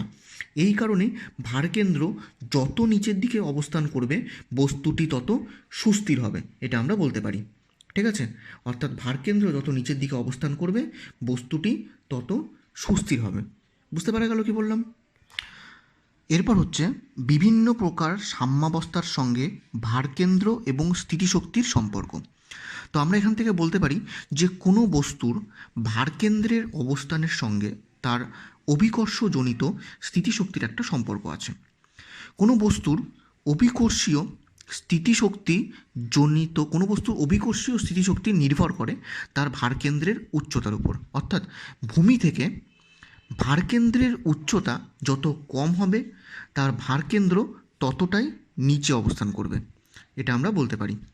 ঠিক আছে, অর্থাৎ এই অবস্থায় বস্তুটিকে সামান্য বিচ্যুত করলে বা তার ভারকেন্দ্রকে উপরে উঠে গিয়ে স্মৃতিশক্তি বৃদ্ধি করা হলো, ফলে কী হবে, বস্তুটি যখন পূর্বের অবস্থানে ফিরে আসবে তখন তার ভারকেন্দ্র সবসময় নিচে অবস্থান করবে। অর্থাৎ আমরা এখান থেকে বলতে পারি যে কোনো একটি বস্তুর ভারকেন্দ্র নিম্নতম বিন্দুতে অর্থাৎ যত নিচে অবস্থান করবে, অর্থাৎ আমরা বলতে পারি বস্তুটির স্থিতিশক্তি যত কম হবে বস্তুটি ততই সুস্থির সামনে থাকবে। অ্যাজ ফর এক্সাম্পল আমরা বলতে পারি যে কোনো এক ব্যক্তি যখন দাঁড়িয়ে আছে তখন তার ভারকেন্দ্রটি উপরের দিকে আছে, অর্থাৎ তার পক্ষে দাঁড়িয়ে থাকাটা একটা অস্থির সাম্যাবস্থা, সে উল্টেও যেতে পারে। কিন্তু সে যখন শুয়ে থাকবে তখন তার ভারকেন্দ্রটা নিচের দিকে থাকবে এবং তার ক্ষেত্রে স্মৃতিশক্তি অনেক কম হবে, তাহলে সেক্ষেত্রে তার উল্টে যাওয়ার কিন্তু সম্ভাবনা থাকবে না, এটা আমরা বলতে পারি। অর্থাৎ কোনো বস্তুর ভারকেন্দ্র সবচেয়ে উঁচুতে থাকে তখন তার স্থিতিশক্তি সর্বাধিক হয়, ফলে তার সাম্যাবস্থা অস্থির হয়। অর্থাৎ আমরা বলতে পারি বস্তুটি তখন ওই সাম্যাবস্থা থেকে বিচ্যুত হয়ে কম স্থিতিশক্তির অবস্থানে চলে আসে। নিরপেক্ষ সাম্যাবস্থায় অবস্থিত বস্তুটিকে যদি সামান্য পরিমাণে বিচ্যুত করা যায় তবে তার ভারকেন্দ্র একই উচ্চতায় থাকে।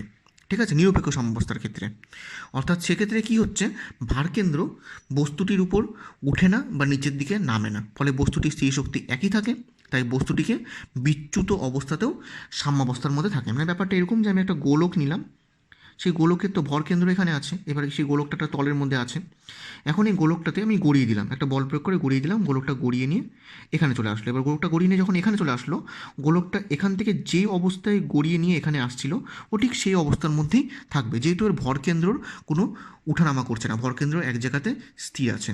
ওই জন্য নিরপেক্ষ সাম্যাবস্থার ক্ষেত্রে ভরকেন্দ্র বা ওর ভারকেন্দ্র বা স্থিতিশক্তির কিন্তু কোনো পরিবর্তন ঘটে না। ওই জন্য সেক্ষেত্রে বস্তুটি যেরকম অবস্থায় ছিল ঠিক সেরকম অবস্থাতেই ও থেকে যায়। আচ্ছা, এখানে ভরকেন্দ্র এবং ভারকেন্দ্র সংক্রান্ত কিছু বাস্তব উদাহরণগুলো বলে দেওয়া আছে, এগুলো আমি আর আলোচনা করছি না, তোমাদের যা বোঝানো হলো এর উপর বেস করে তোমরা এই জিনিসগুলোকে বুঝতে পারবে। ওই জন্য বাস্তব উদাহরণটা তোমরা বাড়িতে একবার একটু পড়ে নিও, পড়লে তোমরা ভালো করে বুঝতে পারবে যে ওখানে কী কী জিনিস ব্যাখ্যা করা হয়েছে।